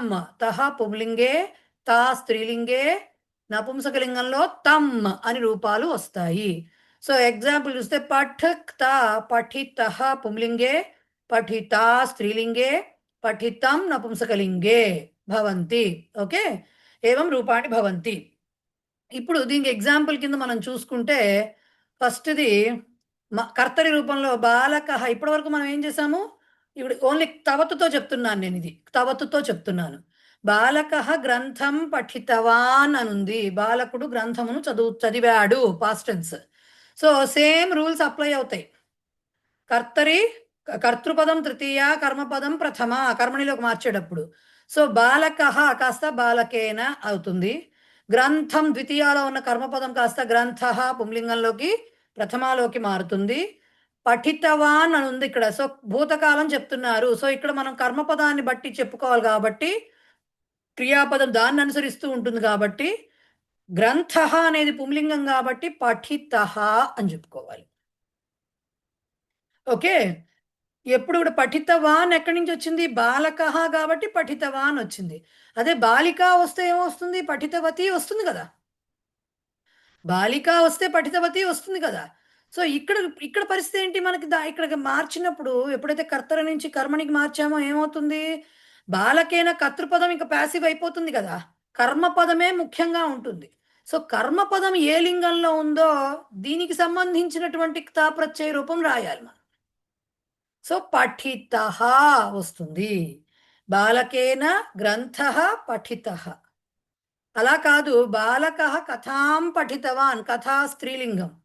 దీన్ని మార్చినప్పుడు ఏమవుతుంది? బాలక కాస్త బాలకేన అవుతుంది, కథాం కాస్త ప్రథమాలోకి వెళ్ళి కథా అవుతుంది, పఠితవాన్ కాస్త కథని బట్టి చెప్పాలి కాబట్టి పఠిత అని వస్తుంది, కథ కాబట్టి. ఓకే, బాలకేన కథా పఠిత. సిమిలర్లీ బాలక పుస్తకం పఠితవాన్ కాస్త బాలకేన పుస్తకం పఠితం వస్తుంది. ఇందాక కూడా మనం చెప్పుకున్నది ఏంటి, క్రియాపదం అనేది అంటే యాక్షన్ వర్డ్, యాక్షన్ క్రియని చెప్పేటటువంటి పదం ఏదైతే ఉందో అది కర్తరి ప్రయోగంలో కర్తృ పదం అనుసరించి ఉంటుంది, కర్తను అనుసరిస్తూ ఉంటుంది. కర్మణి ప్రయోగంలో కర్మను అనుసరిస్తూ ఉంటుందని చెప్పాం. అక్కడ మీకు లట్లకారంలో చెప్పుకున్నవి ఏం చేశాము, లట్లకారం లకారం కాబట్టి తింగంతం కాబట్టి అక్కడ లింగ భేదము లేదు. రైట్, లింగ భేదము లేదు కాబట్టి కేవలం వచనంతో మనం మార్చాం. అంటే బాలక గ్రంథం పఠతి అంటే పఠతిని కేవలం పఠ్యతేనా పఠ్యంతేనా ఏదొస్తుందో చూసుకుని రాసాం అంతే. రైట్, అలా రాసాము. ఇక్కడ ఏం చెయ్యాలి, ఇక్కడ క్రియని చెప్పేది పఠితవాన్ అనే శబ్దం ఏదైతే ఉందో అది ప్రత్యయ రూపం, కృత్ ప్రత్యయ రూపం, అది కృదంతం అది. కాబట్టి దాన్ని అలా మారుస్తున్నప్పుడు ఇక్కడ లింగభేదం ఎప్పుడైతే ప్రత్యయాంతం వచ్చిందో లింగభేదం ఉంటుంది. కాబట్టి కర్మపదము ఏ లింగంలో వచనంలో కూడా ఉందో చూసుకుంటూ చెప్పవలసి వస్తుంది. గ్రంథ పఠిత, గ్రంథాః వస్తే పఠితాః వస్తుంది. కథ పఠిత, కథాః వస్తే పఠితాః వస్తుంది. పుస్తకం పఠితం, పుస్తకాన్ని వస్తే పఠితాన్ని వస్తుంది. ఓకే, పఠితాన్ని వస్తుంది. సో పఠిత, పఠితౌ, పఠితాః పుంలింగంలో ప్రథమా విభక్తి. మీకు ప్రథమా విభక్తి వరకు తెలిస్తే చాలు. ప్రస్తుతం స్త్రీలింగంలో పఠిత రమాలాగా వస్తుంది కాబట్టి పఠిత, పఠితే, పఠితాః. నపుంసకలింగంలో జ్ఞానంలాగా వస్తుంది కాబట్టి పఠితం, పఠితే, పఠితాని. ఓకే, ఈ విధముగా ఉంటుంది కర్మణి ప్రయోగంలో. ఏది భూతకాల రూపాలు. మేడం మేడం ఒక స్త్రీలింగంది పుల్లింగంది కూడా బహువచనం సేమ్ ఉంటుంది కదండి అప్పుడు. ఉంటుంది ఉంటుంది, ఎందుకు ఉండదు, ఎందుకంటే అది అకారాంత శబ్దం, ఇది ఆకారాంత శబ్దం. రెండిటికి రామాహ రమాహ వస్తుంది. ఛాత్రాహకి ఎలా వచ్చిందో అలాగే వస్తుంది. ఛాత్రహాకి ఛాత్రాహ వస్తుంది బహువచనం. ఛాత్రా అని ఉన్నా ఛాత్రాహ అనే వస్తుంది. రైట్, అట్లాగే ఇది కూడా. ఓకేనా. సో కొన్ని వర్బ్స్ కి నేను తవతి కర్తరి లట్ చూసుకుంటే మీరు కొన్ని వర్బ్స్ కి నేను ఇక్కడ ఏం చేశానంటే కర్తరి లట్ అంటే మనకు తెలిసిన పఠతి లిఖతి ఫార్మ్స్ వాటికి సంబంధించిన తవతు ఇచ్చాను. అలాగే కర్మణిలో లట్ ఏం వస్తుందో ఇచ్చాను. తా ప్రత్యయంలో ఎలా వస్తాయో కొన్ని ఇచ్చాను. ఇక్కడ తవతులో మీకు నపుంసకలింగం చెప్పలేదు కాబట్టి నేను యాడ్ చేయలేదు. లిఖతి ఉందనుకోండి, ఇప్పటి వరకు మీరు చదివిన రూపం లిఖ్యతే. ఓకే, లిఖతికి లిఖితవాన్, లిఖితవతి తవతు ప్రత్యయ రూపాలు భూత కృదంతాలు దేంట్లో, కర్తరిలో. అదే లిఖ్యతేకి ఆర్ లిఖిత, లిఖిత, లిఖితం ఇవి వస్తాయి అన్నమాట. మీకు లిఖతి ఇచ్చి దీనికి భూతకృదంతం రాయండి కర్మణిలో అన్నప్పుడు ఇదే రాయాలి, లిఖిత, లిఖిత, లిఖితమే రాయాలి. లిఖ్యతే ఇచ్చి భూతకృదంతం రాయమన్నా లిఖిత, లిఖిత, లిఖితం అనే రాయాలి. ఇది అయిపోయింది, ఈ సినిమా అయిపోయింది మనకి. ఇది లాస్ట్ సీజన్లో అయిపోయింది. ఇప్పుడు అడిగేవన్నీ ఇవే అడుగుతారు. రైట్. సో వందతే, వందితవాన్, వందితవతి మీకు తెలుసు. వంద్యతే, వందిత, వందిత, వందితం. వందితవాన్ ఉంది కదా, వందిత ఈ వాన్ తీసేయడం, దానికి విసర్గ దీర్ఘం పెట్టడం, నపుంసకలింగంకి మకారం పెట్టడం. వందిత సేమ్ ఉంటుంది తవతులోను తాలో కూడా. జానాతికి ఏం రాస్తారు, జ్ఞాతవాన్ రాస్తారు. రైట్, జ్ఞాతవాన్, జ్ఞాతవతి, జ్ఞాత, జ్ఞాత, జ్ఞాతం. ఓకే, పిబతి, పీతవాన్, పీతవతి అని రాస్తారు. పీత, పీత, పీతం. దదాతి, దత్తవాన్, దత్తవతి. దత్త, దత్త, దత్తం. అలాగే నమతి, నత కొన్ని స్పెషల్గా ఉంటాయి. నమతికి నతవాన్ అని వస్తుంది, నమితవాన్ అని రాదు. నతవాన్, నతవతి ఇవి గుర్తుపెట్టుకోవాలి. అది నతవాన్ మీరు అక్కడ కూడా చదివారు. అలాగే నత, నత, నతం వస్తుంది. నతేన అని వచ్చిందా మనకి, నతేన లిఖితో లేఖ ఒకటి వచ్చింది కదా మనకి, ప్రహేళిక సమస్య వచ్చింది కదా. నతేన అనేది దాని నుంచి వచ్చింది, రాసిన వాడి చేత అని చెప్పడం. సో నత, నత, నతం. శృణోతి, శృతవాన్, శృతవతి రాశారు. ఇక్కడ శృత, శృత, శృతం అని వస్తుంది. గచ్చతికి గతవాన్, గతవతి రాశారు కదా. సో గత, గత, గతం. ఇప్పుడు అర్థమవుతుందా గత అనేది ఎక్కడి నుంచి వచ్చిందో. గత, గత, గతం అక్కడి నుంచి వచ్చి అక్కడ ఆ గత అనేది అక్కడికి వెళ్ళింది అనమాట. రైట్. సో ఇలా కొన్నింటికి నేను ఇచ్చాను లిస్ట్లో. మీకు పుస్తకంలో ఇప్పుడు వాక్యాలు చదివినప్పుడు కొన్నింటికి తెలుస్తాయి, రైట్? ఎక్సర్సైజ్ తెలిసినప్పుడు మిగతా కూడా తెలుస్తాయి. ఓకే, సో కంగారు పడక్కర్లా, ఇప్పటి వరకు అవన్నీ ఎలా వచ్చాయి ఇవి కూడా వస్తాయి. ఇవి పంపిస్తారండి గ్రూప్ లో పెట్టినవి. పంపుతాను, ఎందుకు పంపను, ఏం చేసుకుంటా, నేను దాచుకుని వాటిని పంపిస్తాను, రైట్? సో ఇదనమాట భూత కృదంతము కర్మణి ప్రయోగంలో క్త ప్రత్యయం ద్వారా తెలియబడుతుంది. ఓకేనా? సో వాక్యాలు చూడండి ఒకసారి. రామేణ కార్యం కృతం, రామునిచే పని చేయబడింది. మిగతావన్నీ మీకు తెలుసు. రామేణ కార్యం ఎలా వచ్చాయో మీకు తెలుసు. కృతం చేయబడింది, పాస్ట్ టెన్స్ కాబట్టి. కరోతి క్రియతే వచ్చింది, ఇక్కడ కృతం వస్తుంది. క్రియతే కృతం, కార్యం వచ్చింది కాబట్టి కృతం వచ్చింది. కార్యం నపుంసకలింగం కాబట్టి. దేవేన వరహ దత్త, దేవునిచే వరము ఇవ్వబడినది. వరహ పుంలింగం కాబట్టి దత్త వచ్చింది. ఓకే, దత్త. బాలకై కథా శృత, బాలకులచే కథ వినబడినది. కథా స్త్రీలింగం కాబట్టి శృత అని వచ్చింది. ప్రాధ్యాపకేన విచార ఉపస్థాపిత, ఉపస్థాపనం అంటే ప్రతిపాదించడం, ప్రపోజ్ చేశాడు అంటారు చూసారు, ఒక ఐడియా తీసుకొచ్చారని చెప్పి. అట్లాగా ప్రాధ్యాపకుడు అంటే ప్రిన్సిపాల్, ఇలాంటివి మన లెక్చరర్ ఇలాంటివి తీసుకోవచ్చు. విచార అంటే ఒక ఆలోచన ప్రతిపాదించబడింది. ఉపస్థాపిత, విచార అనేది పుంలింగ శబ్దం కాబట్టి ఉపస్థాపయతి, యాక్చువల్గా ఉపస్థాప్యతే, ఉపస్థాపిత. ఓకే, స్థాపయతే, స్థాపయతి ఉంది కదా మీకు. స్థాపయతికి ఇంతవరకు ఏం చెప్పారు? స్థాప్యతే చెప్పారు. అదే భూతకాలం స్థాపిత, స్థాపిత, స్థాపితం రావాలి. దానికి ఉప అనేది ముందు చేరింది, రైట్? ఉప అనేది ముందు చేరింది, అంతే. మహిళాభి చర్చా కృత, మహిళలచే చర్చ చేయబడినది. చర్చా స్త్రీలింగం కాబట్టి కృత అని వచ్చింది. గోపాలకై పద్యాని ఉక్తాని. ఓకే, ఉక్తవాన్ ఉక్తవతి చెప్తారు కదా మీరు వదతికి. సో ఉక్తవతి దాంట్లోనే ఉక్త ఉక్త ఉక్తం. పద్యాని నపుంసకలింగ బహువచనం కాబట్టి ఉక్తాని అని వచ్చింది. గోపాలకులచే పద్యములు చెప్పబడినవి. కర్మకరై ప్రకోష్ఠా మార్జితా, మార్జితవాన్ గుర్తుంది కదా. మార్జితవాన్ అనే మాట గుర్తుంది కదా. మార్జయతికి మార్జితవాన్ గుర్తుంది కదా. తవతు ప్రత్యయ రూపం. మార్జిత, మార్జిత, మార్జితం. సో కర్మకరులు పనివారి చేత గదులు ఊడవబడినవి. మార్జితా, ప్రకోష్ఠా పుంలింగ బహువచనం కాబట్టి మార్జితా వచ్చింది. మార్గదర్శిన్య మార్గా దర్శితా, మార్గదర్శిని అంటే ఫీమేల్ గైడ్, మార్గదర్శకురాలు. ఆమెచే మార్గా మార్గములు దర్శితా, దర్శితవాన్ ఎక్కడొస్తుంది? దర్శయతికి దర్శితవాన్ వస్తుంది, పశ్యతికి రాదు. పశ్యతికి ఏమొస్తుంది? దృష్టవాన్ వస్తుంది, రైట్? పశ్యతికి ఏమో పఠతి పాఠయతి. So పఠితవాన్ పాఠితవాన్, right? అలాగే తిష్టతి స్థాపయతి, రైట్? తిష్టతి స్థాపయతి. స్థితవాన్ రాస్తామా? తిష్టతికి స్థితవాన్ అని రాసామా? స్థాపితవాన్, స్థాపిత, స్థాపిత, స్థాపితం తా వచ్చింది.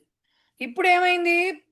పశ్యతి ఉందనుకోండి, దానికి తవతో ఏం రాస్తారు? దృష్టవాన్ దృష్టవతి రాస్తారు, రైట్? పశ్యతికి దృష్టవాన్ దృష్టవతి రాస్తారు కదా.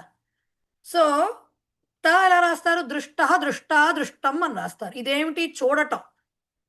చూశాడు, చూస్తున్నాడు, చూశాడు ఆర్ చూసినది అని చెప్పడం, లేకపోతే చూడబడినాడు, చూడబడినది అని చెప్పడం. చూపించటం అంటే సి షో రెండు ఉంటాయి కదా. సో పశ్యతి అంటే చూడటం, దర్శయతి అంటే చూపించటం. ఆ దర్శయతికి వచ్చింది దర్శితా, చూపబడినవి. ఐ సా హిమ్ అనడానికి, ఐ షోడ్ హిమ్ అనడానికి, ఐ హ్యావ్ షోన్ హిమ్ అనడానికి తేడా లేదు, ఉందా లేదా? ఎస్, అలా అనమాట. సో దర్శితా అంటే దర్శయతి, దర్శితవాన్ అంటే చూపిస్తున్నాడు, దర్శయతి అంటే. దర్శితవాన్ చూపాడు, దర్శిత చూపబడినది. అది పుంలింగ శబ్దంగా, మార్గ పుంలింగం కాబట్టి చూపబడినది అని పుంలింగంలో దర్శితా అని వచ్చింది, రైట్? మేడం లకారం ఏమొస్తుందండి అప్పుడు మరి దానికి దర్శయతికి ఏ లకారం? వర్తమాన కాలంది ఏమొస్తుందండి అప్పుడు? దర్శ్యతే అని వస్తుంది. దర్శ్యతే అని వస్తుంది. దర్శ్యతే, దృశ్యతే రాదు, దర్శ్యతే వస్తుంది. ఓకే, ఆపణికేన శాటికాః విక్రీతాః. క్రీణాతి క్రీతవాన్ గుర్తుందా?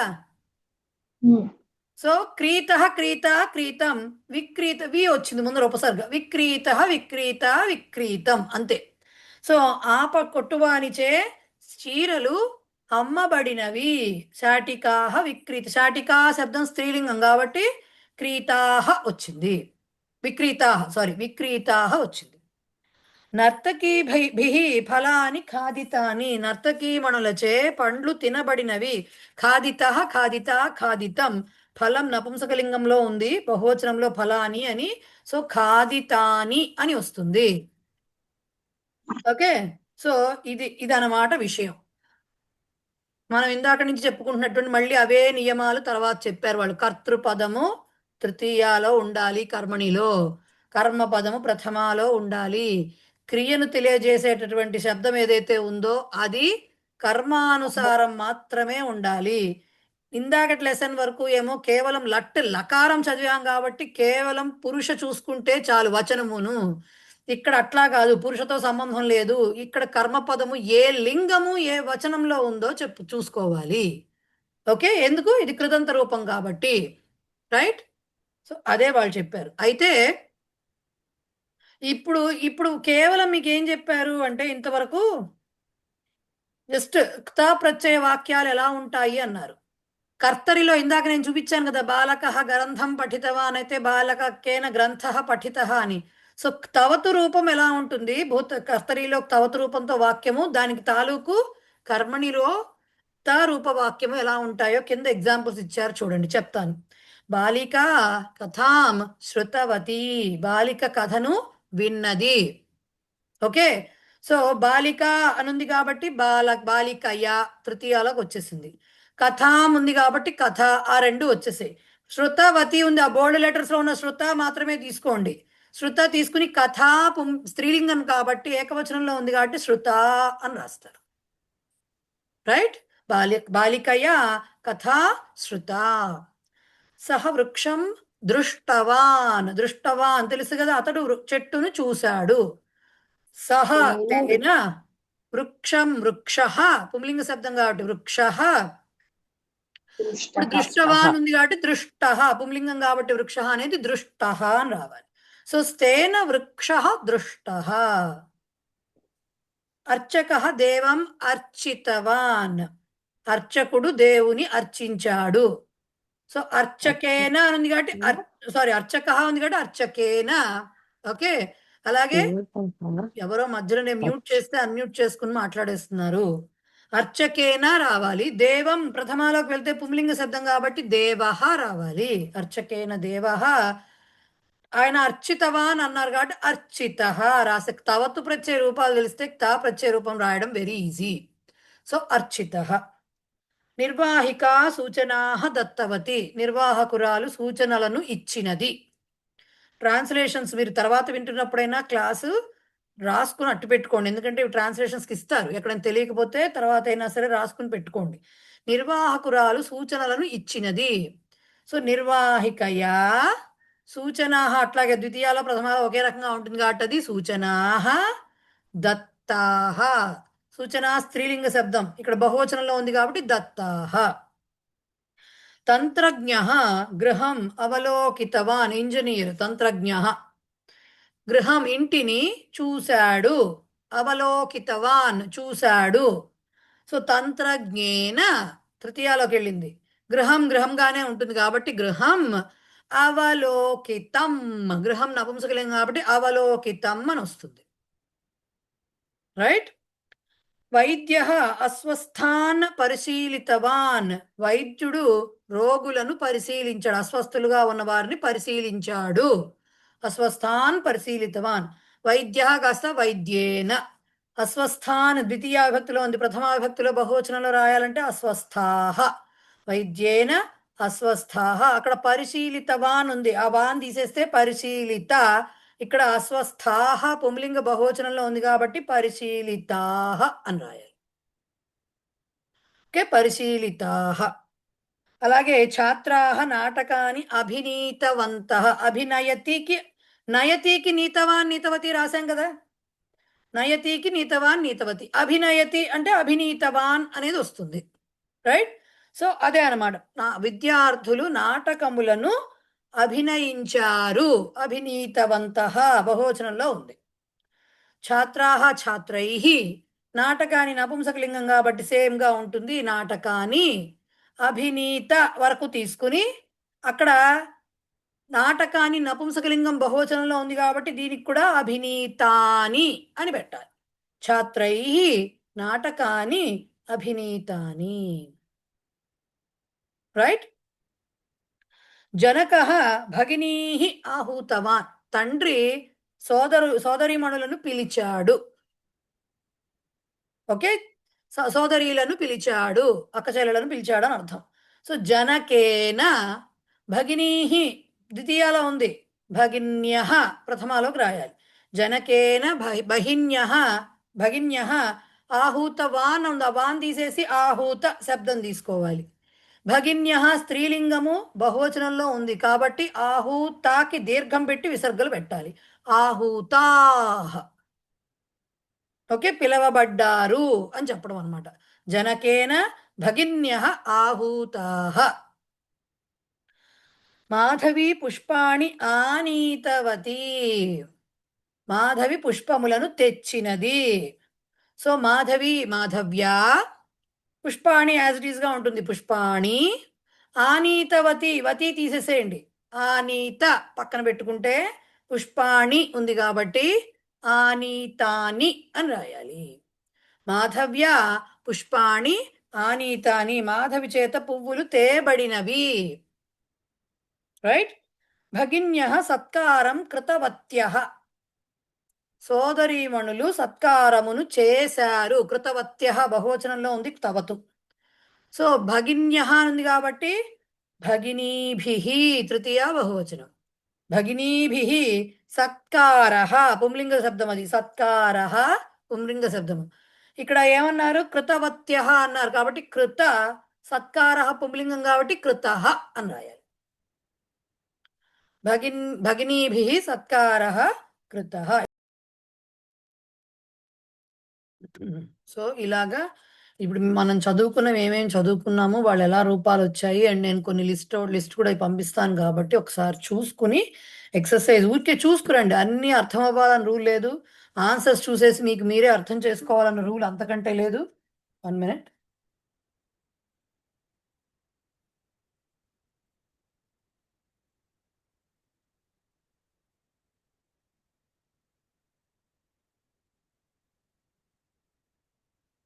చెక్ చేసేసుకుని ఆన్సర్స్ చూసేసి చెప్పేయాలి. చెప్పకపోతే నేనేదో అనేసుకుంటాను అని చెప్పి ఆ పుస్తకం వెనకాల చూసేసి ఆన్సర్ చెప్పేయాలని కూడా అనుకోవద్దు. ఇదేంటి రావట్లేదు లైట్ అనుకోవద్దు. కొన్ని తెలుస్తాయి, కొన్ని తెలియవు. ప్రయత్నించండి, అర్థం చేసుకోవడానికి ట్రై చేయండి. లేనప్పుడు క్లాస్లో మనం చెప్తాం, మళ్ళీ ఎక్సర్సైజ్ చేసుకుంటాం కాబట్టి, రైట్. సో అక్కడికి భూత కృదంతం అయింది, ఎక్సర్సైజ్ చెప్పం కదా ఇప్పుడు, రైట్. ఏమైనా అడగాలంటే అడగండి, లేదంటే నేను చాటు శ్లోకము సమస్య అవి చెప్పేస్తాను.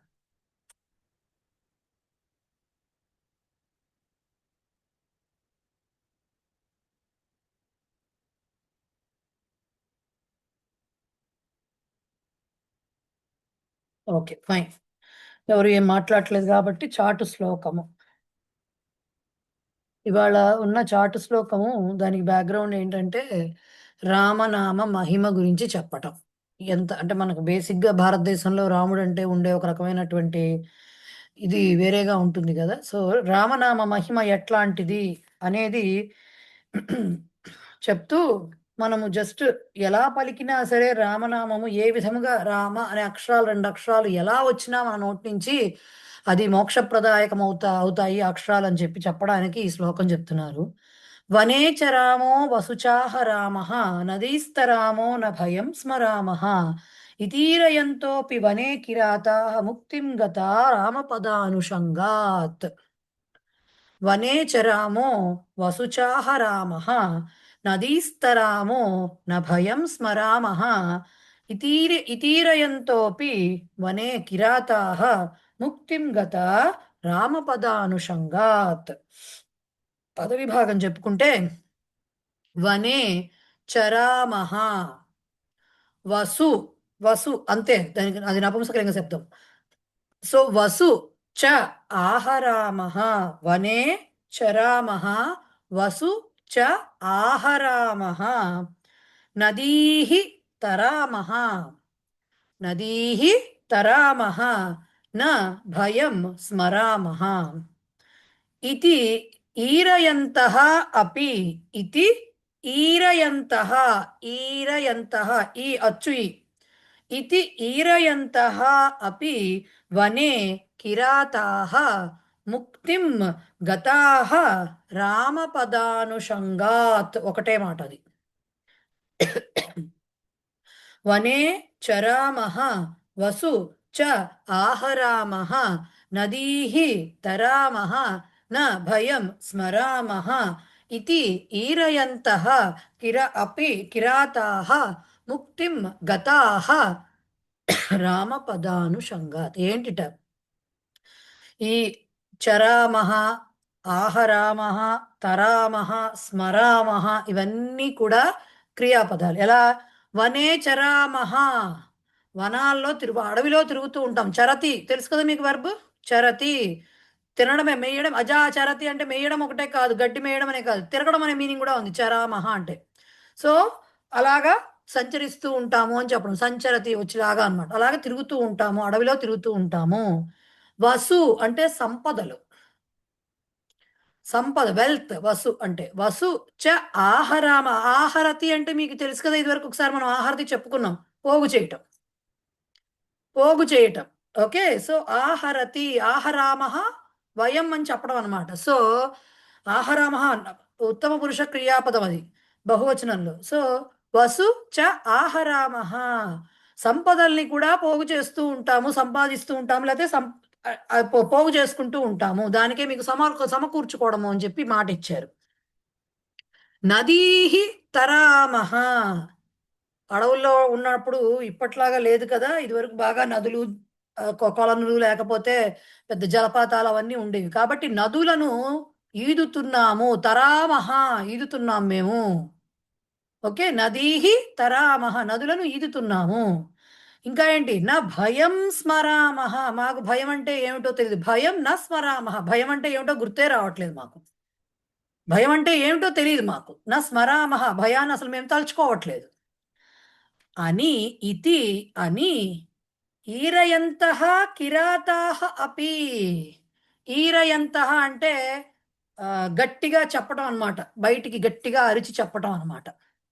ఓకే, బాగా సౌండ్స్ చేస్తూ ఏమంటారు దాన్ని, డప్పాలు కొట్టుకుంటూ చెప్పడం టైప్ అనమాట. ఈరయంతః చాలా గట్టిగా బయటికి చెప్పటం అనమాట. మేము అడవుల్లో తిరుగుతాం, మేము అది చేస్తామని చెప్పుకుంటూ ఉంటారట వాళ్ళు. అని తిరిగేటటువంటి ఈరయంతః కిరాతాః అపి. కిరాతులు అంటే ఎవరు? అడవులో ఉండేవాళ్ళు, బోయేవాళ్ళు. వాళ్ళు కూడా ముక్తిని పొందారు. గతాహ ముక్తిని గతాహ అంటే ముక్తిని పొందారు అనే అర్థం తీసుకోవాలి ఇక్కడ. ముక్తిని చేరుకున్నారు అంటే ముక్తిని పొందారు. ఎందుకుట? రామ పదానుషంగాత్. అనుషంగాత్, రామ పద అనుషంగాత్ కలిపే వస్తుంది మాట అంతా. అది అనుషంగ అంటే అర్థం ఏంటి? అసోసియేషన్, సాన్నిధ్యము, సాన్నిహిత్యము, సాంగత్యము అనే మాట వస్తుంది. అనుషంగము అంటే సాంగత్యము. సో రామ అనే పదము యొక్క సాంగత్యము వలన ఎక్కడొచ్చింది ఇక్కడ రామ అనే పదము? వాళ్ళు చెప్తున్నారు చరామః, చా తీసేస్తే రామ మిగిలింది దాంట్లో. అలాగే వసుచ ఆహరామః దాంట్లో రామ వచ్చింది. నదీః తరామః అని చెప్తున్నారు, దాంట్లో రామ వచ్చింది. అలాగే న స్మరామః అంటున్నారు, స్మరామ దాంట్లో రామ వచ్చింది. ఇన్ని రకాలుగా వాళ్ళు రాముడిని తలుచుకోవాల్సి అనే ఉద్దేశంలో వాళ్ళకి చెప్పలే ఆ మాటలు. కానీ వాళ్ళకి తెలియకుండానే రామ అనే పదాన్ని పలుమార్లు ఉచ్చరించేశారు వాళ్ళు బయటికి. సో అలాంటి వాళ్ళు కూడా రాముణ్ణి అంటే ఉద్దేశపూర్వకంగా రామనామ స్మరణ చేయకపోయినప్పటికీ కూడా వాళ్ళకి తెలియకుండానే ఈ సంస్కృత పదాలలో ఉన్న రామ అంటే క్రియాపదాలు సంస్కృత శ్లోకం కాబట్టి దాని గురించే చెప్పుకోవాలి. ఇప్పుడు మళ్ళీ మనకి క్రియాపదాలకు సంస్కృతం వచ్చా రాదా ఈ డిబేట్ అనవసరం. సో రామ అనే పదం వాళ్ళకి తెలియకుండానే అన్నిసార్లు వాళ్ళు ఉచ్చరించేసరికిట ఆ రామ పదము అనేటటువంటి ఆ సాంగత్యము వలన ముక్తిం గతాహ, వారు కూడా ముక్తిని పొందారట. వాళ్ళు ఏం చదువుకోలేదు, ఏమీ చేయలేదు, తెలియకుండా వాడినటువంటి రామ పదము వలన కూడా వాళ్ళు ముక్తిని పొందారట. అది రామనామ మహిమ అట అని మనకి ఈ శ్లోకం ద్వారా వాళ్ళు చెప్పారు. Right, clear? ఎస్.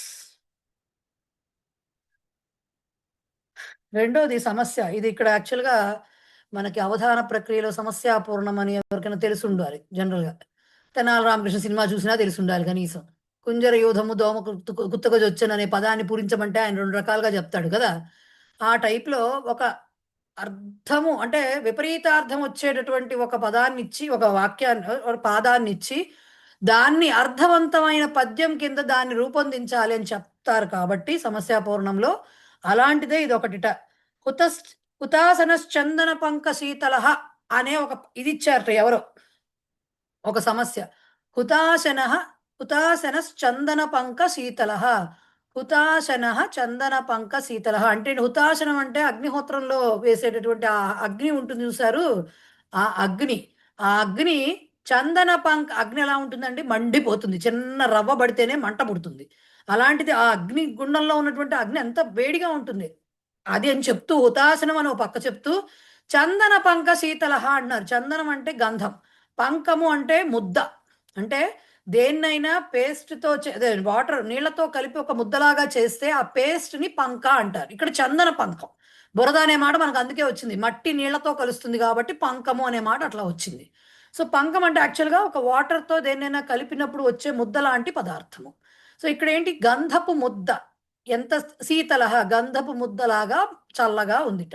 ఓ పక్కేమో హోమాగ్ని అంటున్నారు, ఓ పక్కేమో గంధంలాగా చల్లగా ఉందంటున్నారు. ఇది ఎలా, రెండు పరస్పర వైరుధ్యమైనటువంటి విషయాలు. సో వీటిని ఎలా పూర్తి చేశారు అంటే సుతం పతంతం సమవేక్ష్య పావకే న బోధయామాస పతిం పతివ్రత తదాభవత్ తత్ పతిభక్తి గౌరవాత్ హుతాశనశ్చందన పంక శీతలః. ఏం చెప్పారట, సుతం పతంతం సమవేక్ష్య పావకే నా బోధయామాస పతిం పతివ్రత. అక్కడేం పద విభాగాలు లేవు, అన్ని సెపరేట్ గానే ఉన్నాయి. తత్ అభవత్ తదా అభవత్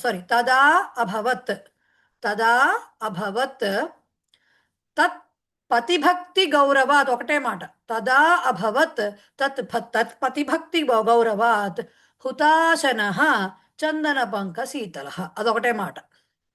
ఏం చెప్తున్నారు, సుతం పతంతం సమవేక్ష పావకే. పావకే అంటే అగ్ని యందు, పావక అంటే అగ్ని, అగ్నిలో మంటలో నిప్పులో సుతం పతంతం సుతం పడుతున్నటువంటి కొడుకుని సమవేక్ష చూసి ఓకే పతివ్రత పతిం న బోధయామాస. పతివ్రత అయినటువంటి ఒక భార్య పతికి నా బోధయామాస చెప్పలేదుట. ఎందుకు చెప్పలేదనే కారణం మళ్ళీ చెప్తా. తదా అభవత్ అప్పుడు జరిగిందిట. ఏం జరిగింది, తత్ పతిభక్తి గౌరవాత్, ఆమె యొక్క పతిభక్తి మీద ఉన్న పతిభక్తి అనేటటువంటి దాని ఆవిడకి గల పతిభక్తి యందు గౌరవము చేత ఏమైందిట, ఆ అగ్ని కాస్త చల్లని హుతాశనః, ఆ అగ్ని కాస్త హోమాగ్ని కాస్త చందన పంక శీతలః, గంధపు ముద్ద వలె చల్లగా అయిపోయిందిట. అసలు ఏం జరిగింది దీనికి బ్యాక్గ్రౌండ్లో, ఒక భార్యాభర్త ఒక పసిపిల్లవాడు ఉన్నారు. భర్త అలసి వచ్చి భార్య ఒడిలో తల పెట్టుకుని నిద్రపోతున్నాడు, మంచి నిద్రలో ఉన్నాడు.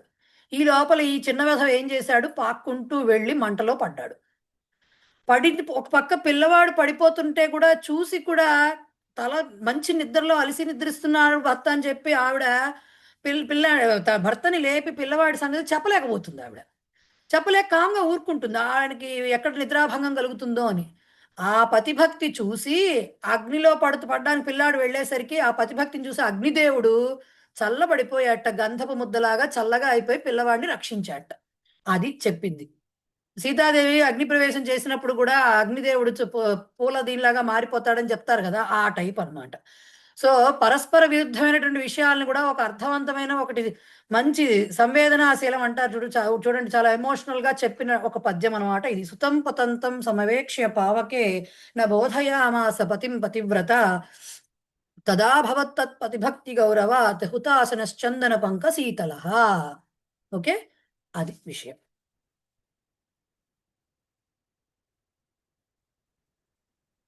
అర్థమైంది కదండి అది.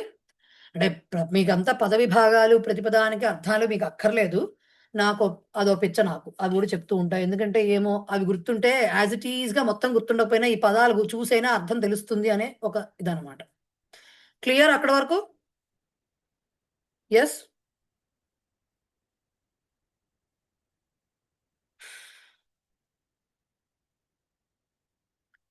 నెక్స్ట్ శ్లోకము, ఎవరు ఎంత పెద్దవాళ్ళైనా ఎవరు ఎంత చదువుకున్నా కూడా ప్రతి క్షణం ప్రతి నిమిషం గుర్తు చేసుకోవాల్సిన శ్లోకం అని నా అభిప్రాయము. యదా కించిజ్ఞోహం గజైవ మదాంధ సమభవం తదా సర్వజ్ఞోస్మీత్యభవదవలిప్తం మమ మనః. యదా కించిత్ కించిత్ బుధజన సకాశాదధిగతం అవగతం తదా మూర్ఖోస్మీతి జ్వర ఇవ మదో మే వ్యపగతః.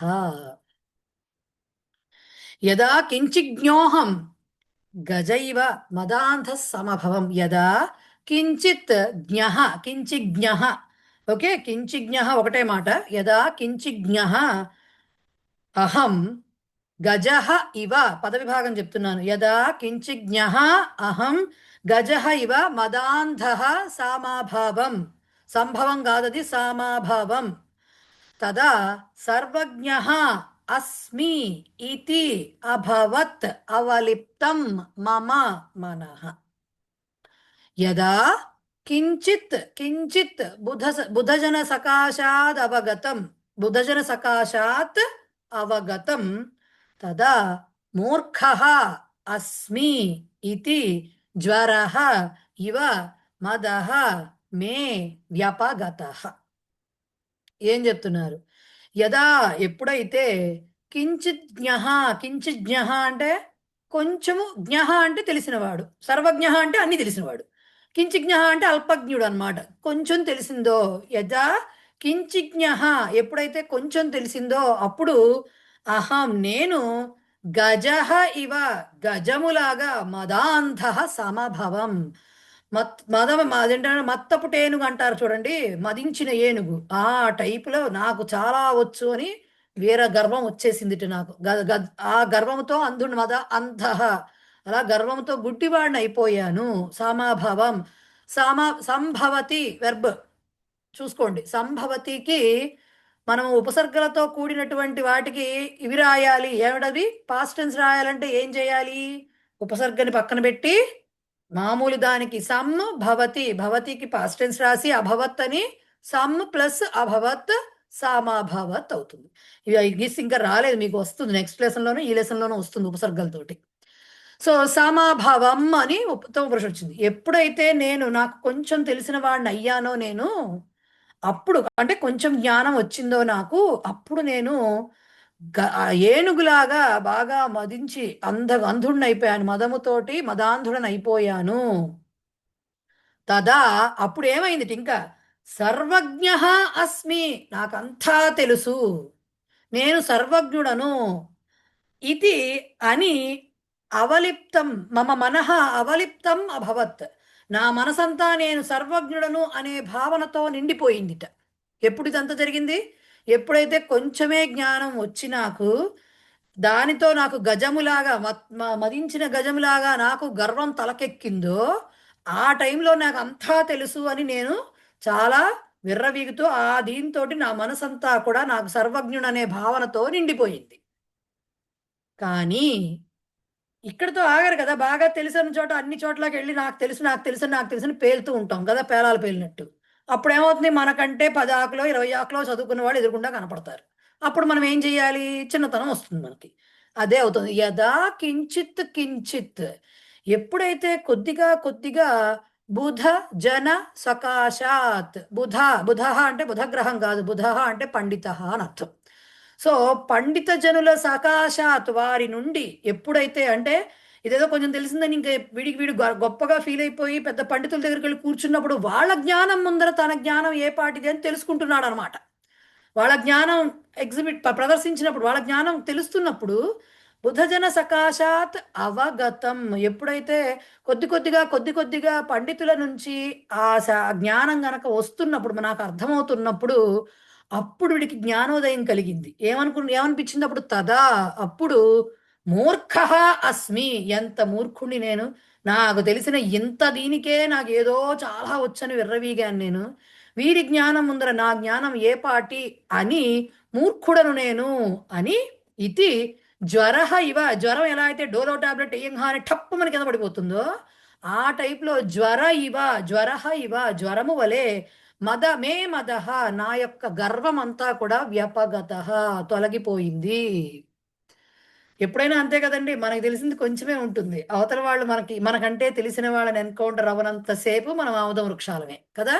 ఎప్పుడైతే తెలుస్తుందో అప్పుడు మన జ్ఞానం చాలా లిమిటెడ్ అనే విషయం మనకు బోధపడుతుంది. చాలా అద్భుతమైన శ్లోకం ఇది. సో అదనమాట ఆ శ్లోకం. క్లియర్? Yes, right. నెక్స్ట్ సుభాషితంలో ఎస్ కృష్ణపణి చెప్పండి మేడం. ఇది ఇక్కడ బుధజన సకాశాత్ అన్నారు కదా, అంటే అక్కడ సకాశాత్ అన్న దాన్ని మనం దగ్గర నుండి అని అర్థం తీసుకోవచ్చండి? వారి వద్ద నుండి, దగ్గర నుండి, వారి వద్ద నుండి. సకాశాత్ అంటే దాని నుంచి. అంతే. నెక్స్ట్ పద్యంలో మహాత్ముల యొక్క సహజ సిద్ధమైనటువంటి స్వభావము ఎలా ఉంటుంది, వారి గుణాలు ఎలా ఉంటాయి, సహజంగా వాళ్ళేం కావాలని తెచ్చిపెట్టుకోరు అవి, లేకపోతే వాళ్ళు నేర్చుకోరు, సహజంగా వాళ్ళకు వస్తాయి, అబ్బుతాయి ఆ గుణాలు. ఎలాంటివి ఇవి చూడండి. విపది ధైర్యం అధాభ్యుదయే క్షమ సదసి వాక్పటుత యుధి విక్రమ యశసి చాభిరుచిర్వచనం శృతౌ వ్యసనం శృతౌ ప్రకృతి సిద్ధమిదం హి మహాత్మనాం అన్నారు.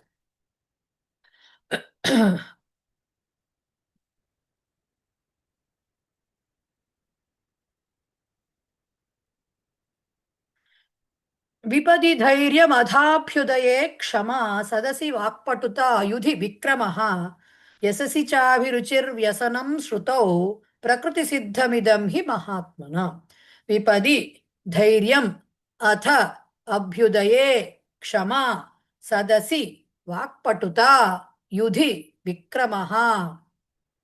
ఓకే. యశసి చ అభిరుచి వ్యసనం శృతౌ ప్రకృతి సిద్ధం ఇదం హి మహాత్మన. ఏమేమి చెప్తున్నారు? మహాత్ముల యొక్క ప్రకృతి సిద్ధం, ఇదంతా మహాత్మనాం ప్రకృతి సిద్ధం. మహాత్ములకు ఇదంతా కూడా ప్రకృతి సిద్ధంట. ఏమేమిటవి క్వాలిటీస్? విపది ధైర్యం. విపది అంటే ఆపదల యందు, కష్టకాలమునందు ధైర్యంగా ఉండడం అనేది ఫస్ట్ క్వాలిటీ. అధ అంటే ఇంకా అని చెప్పే దాంట్లో అధ అని వాడుతూ ఉంటాం. సో అది. నెక్స్ట్ అధ అభ్యుదయే క్షమ. అభ్యుదయం అంటే ప్రాస్పెరిటీ. బాగా మనకి ప్రోగ్రెస్ జరుగుతున్నప్పుడు, అంటే మనం అభ్యున్నతి అలా మాట్లాడుతాం చూసారు, అట్లా ఇది జరుగుతున్నప్పుడు, అంటే మనకు బాగా అన్ని విషయాల్లో మనం బాగా చురుగ్గా ముందుకు వెళ్తూ ఉన్నప్పుడు, అలాంటి టైంలో క్షమ అంటే ఓర్పు కలిగి ఉంటారట. నాకు వచ్చు కదా అని విర్రవేగరు అనమాట. నాకు అన్నీ వస్తున్నాయి, నేను అన్నీ పొందుతున్నాను, నాకు అన్నీ లభిస్తున్నాయి, ఇంత సక్సెస్ పొందుతున్నాను అని విర్రవేగరు. అట్లాంటి సమయాల్లో అన్నీ నాకు అణిగిమణిగి ఉంటుందంటారా, ఆ టైప్లో క్షమ, ఓర్పుగా ఉండడం రెండవ క్వాలిటీ. మూడవది సదసి వాక్పటుత. సదస్సులో 10 మంది ఉన్నప్పుడు మాట్లాడాలి అంటే మంచి వాక్చాతుర్యం ఉండాలి. అంటే అటువైపు నొప్పించక తానొవ్వక తప్పించుకు టైప్లో ఉండాలి కదా. సో ఆ మాట్లాడేటటువంటి ఆ కెపాసిటీ ఉండాలి. ఏది పడితే అది మాట్లాడేయకూడదు కదా. తగినట్టుగా సందర్భానుసారంగా ఉండాలి, క్లుప్తంగా ఉండాలి, అలా మాట్లాడగల ఆ వాక్పటిమ ఉండాలి. సో సదసి అంటే సదస్సులో వాక్పటుత, మంచి వాక్చాతుర్యం ఉంటుంది వాళ్ళకి. అలాగే యుధి అంటే యుద్ధమునందు విక్రమ, పరాక్రమం ఉంటుంది. వెన్ను చూపించి వెళ్ళిపోయే బేలతనం, పిరికితనం ఉండదు వాళ్ళకి. యుద్ధంలో మంచి పరాక్రమాన్ని కలిగి ఉండడం, ఇది 4వ గుణం. 5వది యశసి అంటే కీర్తుల యందు అభిరుచి. అభిరుచి కూడా ఉంటుందిట. కీర్తి యందు. ఓకే, ఆసక్తి ఉంటుంది. కీర్తి పొందితే అంటే అవి కూడా స్వలాభానికి ఉండవు, బట్ అయితే ఉంటుంది ఆ కీర్తి ప్రతిష్టల యందు. ఇంకా శృతౌ వ్యసనం. వ్యసనం అనే మాట మనకి మామూలుగా ఇదివరకు మనం విభక్తులు చెప్పుకున్నప్పుడు కూడా చెప్పుకున్నాం. వ్యసనం అనే మాట మనకి చాలా నెగటివ్గా తెలుగులో వాడతాం. వ్యసనం అనే మాటకి అలవాటు అనే మాట ఉంది. అభ్యాసం అనే అర్థం కూడా ఉంది. సో వ్యసనం అంటే అది దుర్వ్యసనం అని కాదు.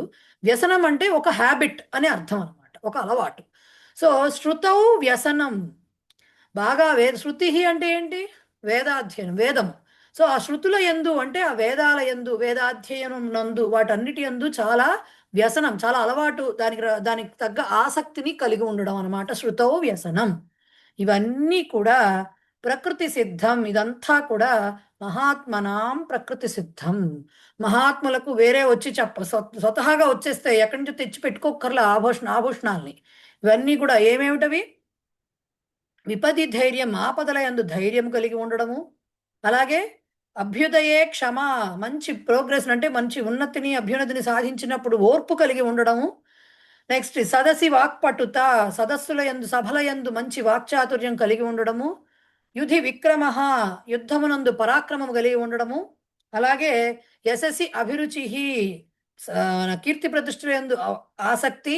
అలాగే శృతౌ వ్యసనం, వేదాధ్యయనం నందు అమితాసక్తి, అభిరుచి కలిగి ఉండడము. ఇవన్నీ కూడా మహాత్ములకు పుట్టుకతోటి వచ్చినటువంటి, అంటే ప్రకృతి సహజ సిద్ధంగా ఏర్పడేటటువంటి గుణాలు. ఇది సుభాషితం. టైం ఎంత అయింది? 4:45. క్లియరా అండి అక్కడికి?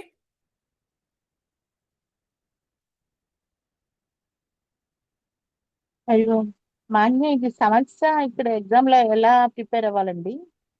సమస్య అలా దాంట్లో అక్కడ సమస్య ఇచ్చినప్పుడు దానికి అర్థం రాయాలండి. కింద సుతం పతంతంకి కింద ఏమైతే పారాగ్రాఫ్ ఇచ్చారో అది రాయాలి. అదే రాయాలి, అంతే రాస్తే చాలు.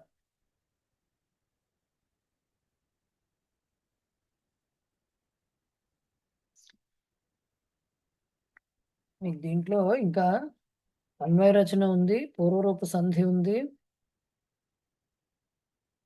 అనువాద పద్ధతి యాక్చువల్గా కొంచెం ఉంది. అన్వయ రచన చెప్పేసుకున్నామా, సంధి చెప్పుకున్నామా? అన్వయ రచన చెప్పుకుందాంలేండి. 4:45. ఒక పని చేద్దాము, అనువాద పద్ధతి, అన్వయ రచన నెక్స్ట్ క్లాస్ లో చెప్తాను. సంధి చిన్నదే, ఈ సంధి చాలా ఈజీ సంధి. సంధిను సంగ్రాహ్య విషయాలు చెప్పుకుని ఆపేద్దాం. ఇప్పుడు ఎస్ భవానీ గారు చెప్పండి.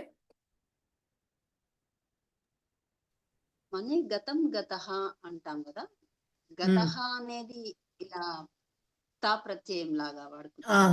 యాక్చువల్ గా గతం గతః అనకూడదు, గతం గతం అనే అనాలి.